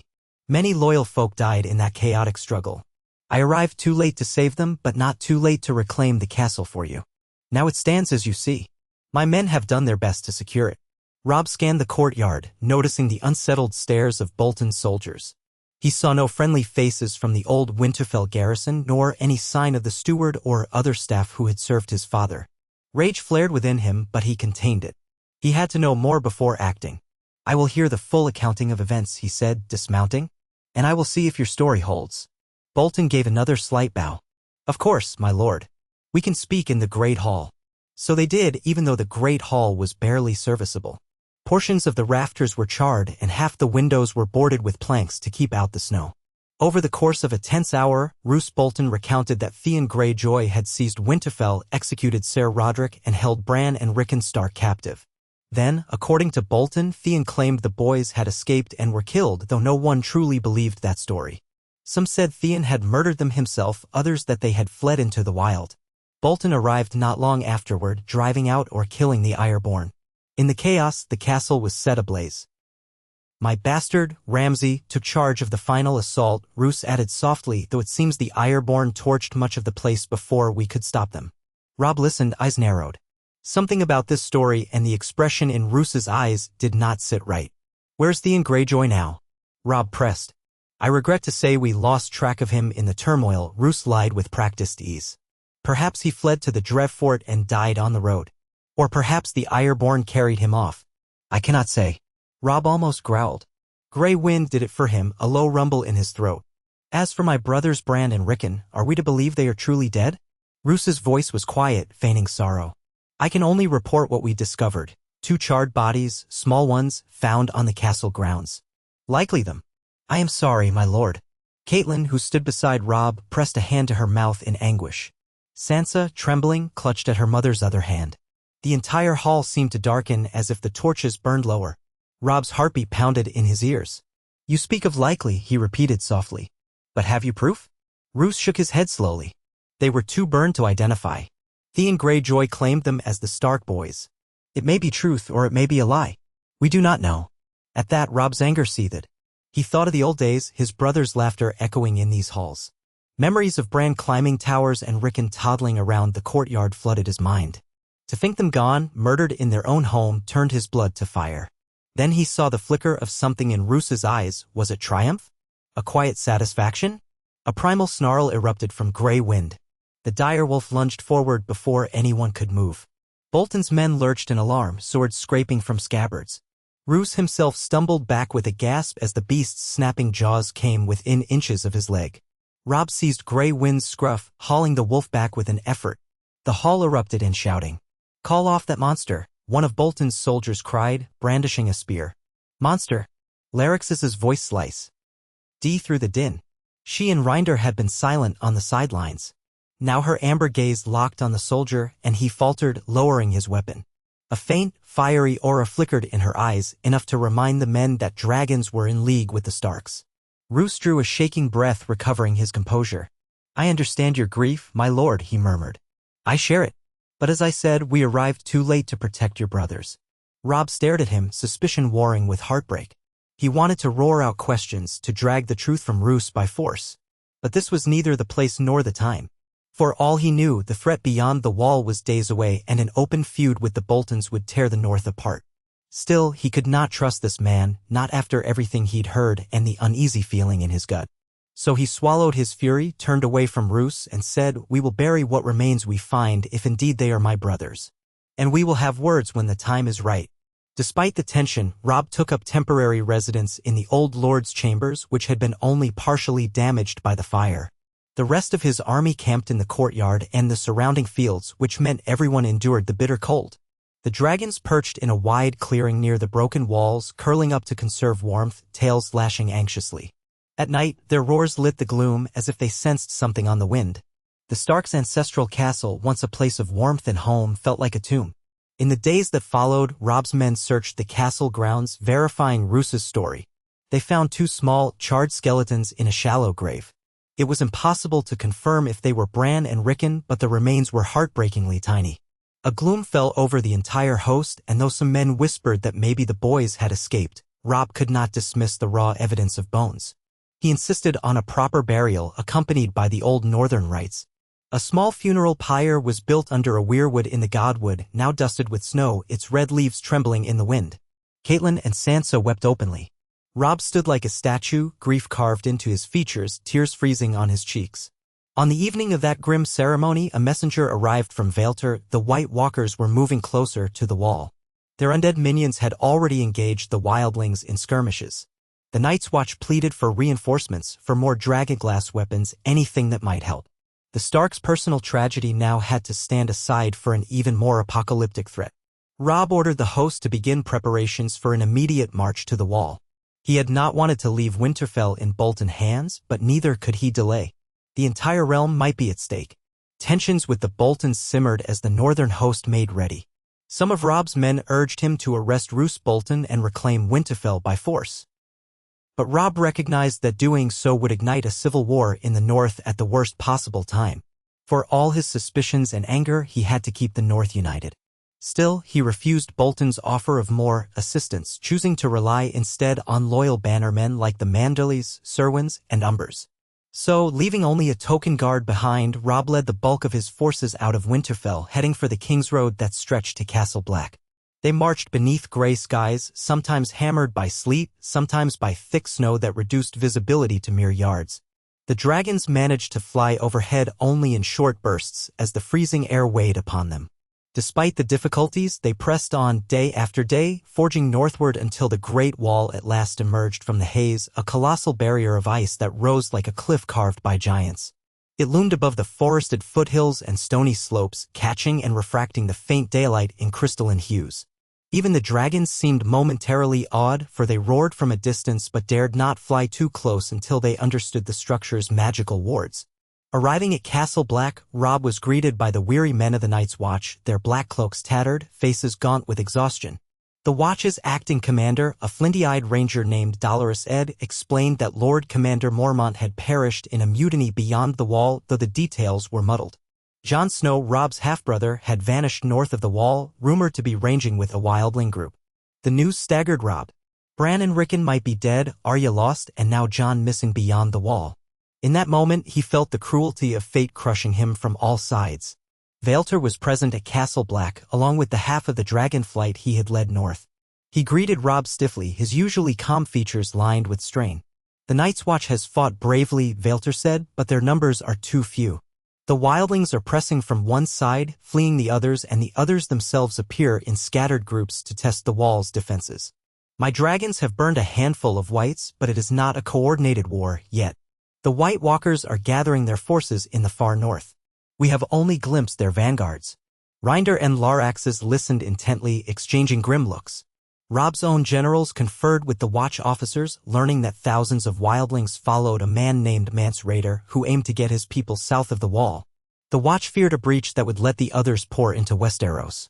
Many watchers argued that the wildlings must be kept out at all costs, but the wildlings insisted that all living humans must band together to survive the real threat. Tension soared. Robb took command of the situation with the same unwavering seriousness he had shown in the war. He agreed to treat with the wildlings if they would meet with him. We are all men of the north in a sense, he declared to the assembled Blackcloaks. If these others threaten us all, we cannot fight each other to the death while the dead gather. We must find common ground. This, of course, was heresy to some of the Night's Watch who had been trained for centuries to see wildlings as enemies. But the old traditions were meaningless in the face of an undead army. Dolorous Ed, though cynical by nature, sighed and shrugged. It's your funeral, Your Grace. You want to talk to them, we'll arrange a meeting. Just don't expect a warm welcome. A tense parley was arranged in the shadow of the wall on a snowy plain marked with frozen hillocks. Mance Rayder, the king beyond the wall, arrived with a small escort of wildling raiders, among them Tormund Giantsbane, a towering man with a wild beard and booming laugh, and a stoic archer named Ygritte who cast suspicious glances at every black cloak. Robb came with his own retinue, including Great John Umber, who looked almost pleased to face these wild men from beyond the wall, and Laraxes, who watched from atop a small rise, a dragon perched behind her like a coiled serpent. The presence of a dragon was deliberate, an unspoken warning that any hostile move would be met with fire. Mance Rayder, once a member of the Night's Watch, did not seem cowed. He eyed Robb, measuring him. So you're the king in the north, he said, his breath misting in the cold. I've heard the tales, a young wolf with dragons at his side. I half thought you'd be taller. Robb merely nodded. And you are the king beyond the wall. Your people claim you're leading them south because of the others. Mance's gaze flickered. We've seen them. We've lost many to them. The dead rise at night, pick off our camps. I want to get my people past this big wall of ice you crows built, past the squabbling lords of Westeros, so we can live. We've got women and children, old folk. We just want a place to hide from the storm. One of Robb's bannermen, a tall, lanky knight from the north, scoffed. You can't just march in and settle wherever you please. This is not your land. Mance's eyes flashed. Better your land than a grave in the snow. Tormund grunted in agreement, shifting on his feet. The tension crackled. But Robb saw the desperation in the wildlings' faces. This was no idle threat or invasion, they were truly fleeing for their lives. We face a greater enemy than each other, Robb said. If we can ally against the others, then perhaps we can find a place for your people south of the wall. But it has to be done under terms we all can accept. The Night's Watch is sworn to defend the realms of men, and you are men. Let's not forget that. He cast a glance at Tormund, who snorted but appeared thoughtful. Join us, help us fight this threat, and we will not turn you back into the night. Mance studied him warily. Big promises. But maybe you mean them. I'd rather fight with you than see my people die. Let's call it a truce then. A short one until these White Walkers are dealt with. And so, improbably, an accord was reached. The wildlings would be permitted to cross the wall in organized groups under the watch of both the Night's Watch and the northern host. They would settle in temporary camps, provided they contributed warriors to the defense. If the others truly came in force, every sword and spear would be needed. Some of the older Night's Watch men all but choked on the notion of allowing wildlings south, but they had no real choice. The realm's survival overshadowed old enmities. Over the next few days, the wildling migration began. Columns of ragged men, women, and children trudged through the opened gates at Castle Black. The watchers on the ramparts looked on with a mixture of horror and pity. The dragons circled overhead, ensuring no one tried to take advantage of the fragile truce. More and more wildlings poured out of the gloom, many half-starved or clothed in ragged furs. Their faces bore the haunted look of people who had witnessed atrocities. They glanced fearfully behind them as if expecting the dead to appear any moment on the horizon. Robb's army built fortifications around Castle Black and along the base of the wall, turning the region into a fortified camp. Snow drifted in thicker now, signifying that the deep winter was setting in. The days shortened, the nights stretched longer, colder. Some days they heard distant howls echoing across the tundra. The rangers and outriders who returned spoke of encountering packs of undead animals or silent columns of wights marching through forests of ice-laden pines. The tension was so thick it felt like a smothering cloak. Meanwhile, Laraxes, Vaelter, and Reinder consulted daily with Robb and the Night's Watch. The dragons could be crucial in the event of a large-scale assault, but how effectively could they fight if the others were as dangerous as rumor suggested? The Watch had discovered that dragonglass, obsidian, could kill White Walkers and that fire dispatched wights easily. But if there were thousands or tens of thousands of wights, even dragon fire might not be enough to hold them all back. They needed strategy. They needed defenses. And they needed time. Time, however, was the one thing they did not have. Reports from scout parties grew increasingly grim. Mance's outriders, led by a scarred wildling named Rattleshirt, claimed they had seen entire villages of free folk turned into wights. Another group said they saw some monstrous figure of ice riding a dead horse, commanding a legion of corpses that marched without ceasing. Rumors of an ice dragon or some unholy creature in the far north circulated, though no one could confirm it. The living forces at the wall began to steel themselves for what might be the final stand of the north. Night after night, Robb pored over sketches in the watchtower at Castle Black, outlining possible battle plans, discussing fallback positions with the Night's Watch officers, while the Dragon Lords offered advice based on ancient Valyrian war tactics. Sansa remained behind in the relative safety of the keep, helping organize supplies for the wildling refugees. Catelyn assisted her, though both mother and daughter dreaded what might happen when the others arrived in earnest. Many of the northern lords who had marched with Robb silently wondered if the realm had truly escaped one nightmare only to face an infinitely worse one. Then it happened. A bleak dawn found the sky a flat gray with sleet pounding the battlements. A horn blew from the western watchtower. A second horn. Then a third. The men on the ramparts paled, recalling the old code: 1 blast for rangers returning, 2 for wildlings, 3 for others. Shouts and scrambling footsteps echoed as the fortress sprang to life. Archers rushed to the walls, swordsmen formed ranks in the yard, and the dragons roused themselves with thunderous roars.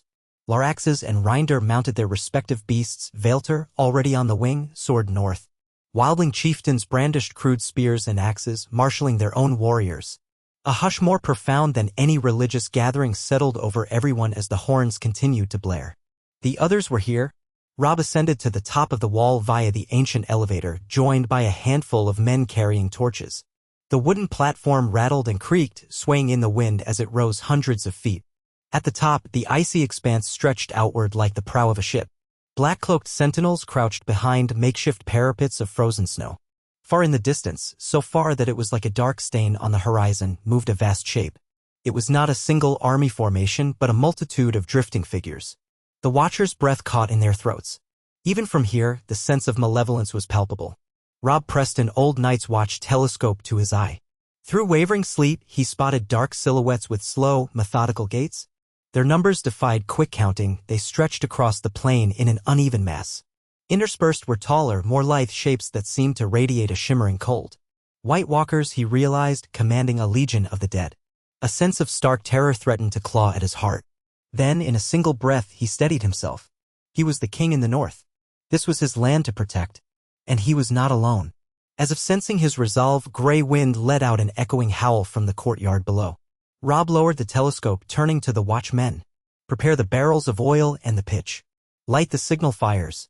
Position archers with dragonglass-tipped arrows. This is our stand. They obeyed, fear fueling swift action. The drums began to pound in the fortress yard, calling men to arms. Wildling horns and northern trumpets replied. Dragons roared overhead, circling the top of the wall. The sound carried for miles, a clarion challenge to the undead horde. On the distant horizon, the line of wights shuddered and halted as if responding to a silent command. Then, in unison, they advanced again. The final war had begun. Robb descended from the wall, determined to lead from the front. In the courtyard, he conferred with Laraxes and Reinder, both mounted on their dragons. Their plan was to strafe the enemy from the air, using the natural choke points of the terrain while the ground forces held the gates. Vaelter's group of dragons would assist if the undead advanced too far, or if they tried to flank around to Eastwatch or Shadow Tower. The watchers in those fortresses were braced for assault as well. Night fell early under leaden skies, and the undead approached by twilight.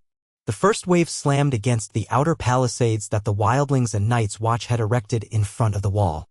Flaming arrows streaked through the gloom, and the defenders hurled torches that ignited the pitch-soaked trenches. Walls of fire erupted, momentarily halting the onrushing whites. The hiss and pop of burning flesh rose on all sides. But still they came, crawling over their charred brethren, heedless of pain or fear. White Walkers strode through the chaos, their pale blades freezing the air around them. Then the dragons attacked. Reinder led a dive from the sky, his mount unleashing amethyst fire that tore a gash in the undead ranks. Bodies disintegrated and cold shapes collapsed into heaps of bones. Laraxes followed, scorching another section of the horde with gold-tinged flames. The watchers on the wall cheered wildly. For a moment it seemed that pure dragon fire might crush this enemy. But the whites kept coming, no sign of panic. They were not living beings who could be routed, they were puppets of an icy will. A deeper chill rippled through the defenders when a White Walker raised its spear of ice and flung it at one of the smaller dragons swooping overhead. The spear struck the beast's flank and a web of frost spread from the wound. With a shriek of agony, the dragon crashed to the ground, flailing in a tangle of wings. Before it could lift off again, a cluster of whites swarmed it, hacking with rusted blades. The beast's roars became anguished, and then all movement ceased. A hush of horror enveloped the watchers. One of the watchers whispered, "God save us." Laraxes and Reinder cried out in fury, diving again with renewed ferocity. Their flames engulfed the White Walker who had thrown the spear, reducing it to shards of frozen flesh. Vaelter's group swooped in from the west, incinerating clusters of whites that tried to outflank the defenders. The combined dragon assault tore enormous holes in the undead lines, but as soon as one rank burned, another stumbled forward. It was like trying to bail a sinking ship with a thimble. On the ground, northern foot soldiers and wildlings fought side by side. Dragonglass-tipped spears and arrows dispatched any White Walker that ventured too close, and conventional steel was enough to shatter the brittle bones of whites if one could manage a strike before being overwhelmed. Great John Umber, bellowing curses, wielded a massive dragonglass axe that glowed with reflected firelight. Torment Giant's Bane led a charge of wildling raiders, smashing into the side of the undead wave, scattering limbs and skulls. The courtyard behind the palisades became a charnel house, the ground slick with frozen blood. Yet the defenders held. The hours stretched on, a frantic dance of fire and ice. Whenever a White Walker was spotted, archers on the wall loosed volleys of dragonglass. Many hits missed, but some found their mark, causing the icy foe to shatter in a scream of frost. The whites, uncoordinated individually, acted as a single hive mind. They hammered the defenders relentlessly. Twice, the outer lines nearly collapsed. Each time, Robb rallied the men, Grey Wind at his side, the direwolf savaging any undead that strayed too close. More than once, Robb found himself in the thick of it, hacking at skeletal forms that clutched at his cloak. He wondered if this was how his father felt during Robert's rebellion, leading from the front, risking everything for the realm. Near midnight, a lull came. The undead wave seemed to recede, dragging away the remains of whites that had been cut down. The defenders stood panting, arms shaking with fatigue. Robb, breath steaming, surveyed the battlefield. The snow was churned black with ash and gore. Fires still burned in the trenches. Among the fallen were dozens of wildlings and Northmen, and the still form of a dragon half buried in the charred drifts. "Is it over?" someone muttered. But Robb saw movement on the horizon, shapes rearranging themselves, preparing. A hush of dread spread. The White Walkers had only tested the wall with an initial wave, forcing the defenders to reveal their strength. Now they were to unleash something else, something worse. The thunder of wings drew Robb's attention to the sky. Vaelter's dragon soared overhead, spouting flame. Suddenly, a shriek rang out. From beyond the line of whites flew something impossible. A dragon-shaped silhouette with hide of pale frost, eyes blazing blue, tattered wings that glimmered like shards of ice. An undead dragon. Whether it was some new abomination the others had created or a corrupted WIRM from ancient times, no one knew. But its presence caused an audible gasp from the defenders. It came on leathery wings, letting out a piercing keen that froze the blood. Vaelter's dragon veered to engage, colliding in a tumult of snapping jaws and raking claws. A swirl of frost and flame enveloped the two beasts as they grappled in midair. White Walkers on the ground lifted their icy spears, chanting in a strange, hollow voice.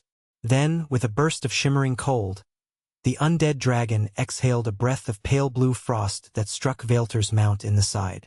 The living dragon shrieked, battered by an unnatural chill that crackled across its scales. Vaelter clung to the saddle, hurling Valyrian incantations to shield himself. but the wave of cold was relentless. Seeing this, Laraxes and Reinder spurred their dragons to join the aerial battle. Their combined flames hammered at the undead abomination, singing its icy membrane. For a moment, the monstrous thing reeled, battered by the heat. Great shards of frost chipped away from its body, but it refused to fall. With a lunge, it tore into Vaelter's dragon, snapping its neck in a spray of black blood. Vaelter, in a desperate move, leapt onto the undead WRM's back, sword gleaming with runes. He drove the blade down, screaming in High Valyrian. The blade glowed bright as the sun, searing into the ice dragon's hide. Laraxes and Reinder loosed more fire, wreathing the undead beast in swirling flame. A hideous screech echoed across the battlefield. Then, with an explosion of icy shards, the undead dragon's body splintered, raining fragments onto the field below. Vaelter plummeted from the sky, landing in a snowdrift amid the wreckage of the abomination. Laraxes swooped low, searching for him, but all that remained was the broken body of his dragon. Vaelter himself was nowhere to be seen. Whether he died in the fall or was carried off by wights, no one could tell. The defenders on the ground watched in numb awe as the shards of undead dragon began to melt or sublimate into cold mist. Yet the White Walkers showed no sign of retreat. If anything, they advanced again, as if enraged by the loss of their prized abomination. A new wave of wights pressed forward, more unified than before. The battered defenders fell back to the main gate at Castle Black, clambering up the ramps and ladders to the top of the wall. It seemed unstoppable now, a tide of death crawling forward under the direction of silent, merciless masters. Robb rallied every remaining man. He called Sansa and Catelyn to the relative safety of the inner keep, though both insisted on helping with the wounded. The wildlings under Mance Rayder retreated within the fortress walls, preparing for a last stand. The dragons, exhausted and wounded, perched on the ramparts, unleashing flame at any foe that came too close. But even their strength had limits, and the cold sapped them. Reinder's dragon was bleeding from a dozen wounds. Laraxes' beast limped with a torn wing membrane. And still the White Walkers advanced. Across the plain, night reigned, save for the flicker of pyres and pitch fires. The air stank of decay. Icicles hung from broken siege equipment. Men shivered as the others drew near, as though an unnatural chill lanced their bones. In that moment, Robb feared that all was lost, that the realm would perish beneath an endless winter. He thought of his father, of Bran and Rickon, of Aryagon. He thought of the war they had just survived. It seemed monstrous that after all that struggle, they might now be devoured by the night. Then, out of the western darkness, came a flicker of orange light. At first, it was faint, like a glow in the sky. But it grew brighter, accompanied by roars, multiple roars. The watchers on the wall turned to see shapes approaching, more dragons, their flames cutting through the gloom. Robb's heart leapt with a wild hope.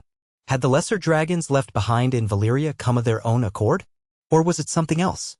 As the shapes drew closer, the watchers realized these were indeed dragons, 3, to be precise, of varying sizes. And at their head flew a figure mounted on the largest, a woman with silver hair streaming behind her. Her dragon loosed a torrent of flame that struck the rear ranks of the undead. The other 2 followed, carving wide swaths in the horde. It was Daenerys Targaryen, the rumored mother of dragons from across the sea, arriving in the north at the final hour. Astonished cheers broke from the defenders as Daenerys and her broadsword overhead. Her dragons, not yet the size of the ancient Valyrian beasts, still possessed potent flame and vitality unspent by the war. Coordinating with Laraxes and Reinder, they unleashed a storm of dragon fire upon the White Walkers' flank. Blue-white frost clashed with orange flame in a cataclysmic swirl of steam and ash. The ranks of wights buckled, confusion rippling through their mindless horde. Press the attack. Robb roared from atop the wall. The archers and catapults loosed everything they had. Even wildling slingers hurled stones dipped in oil and set alight.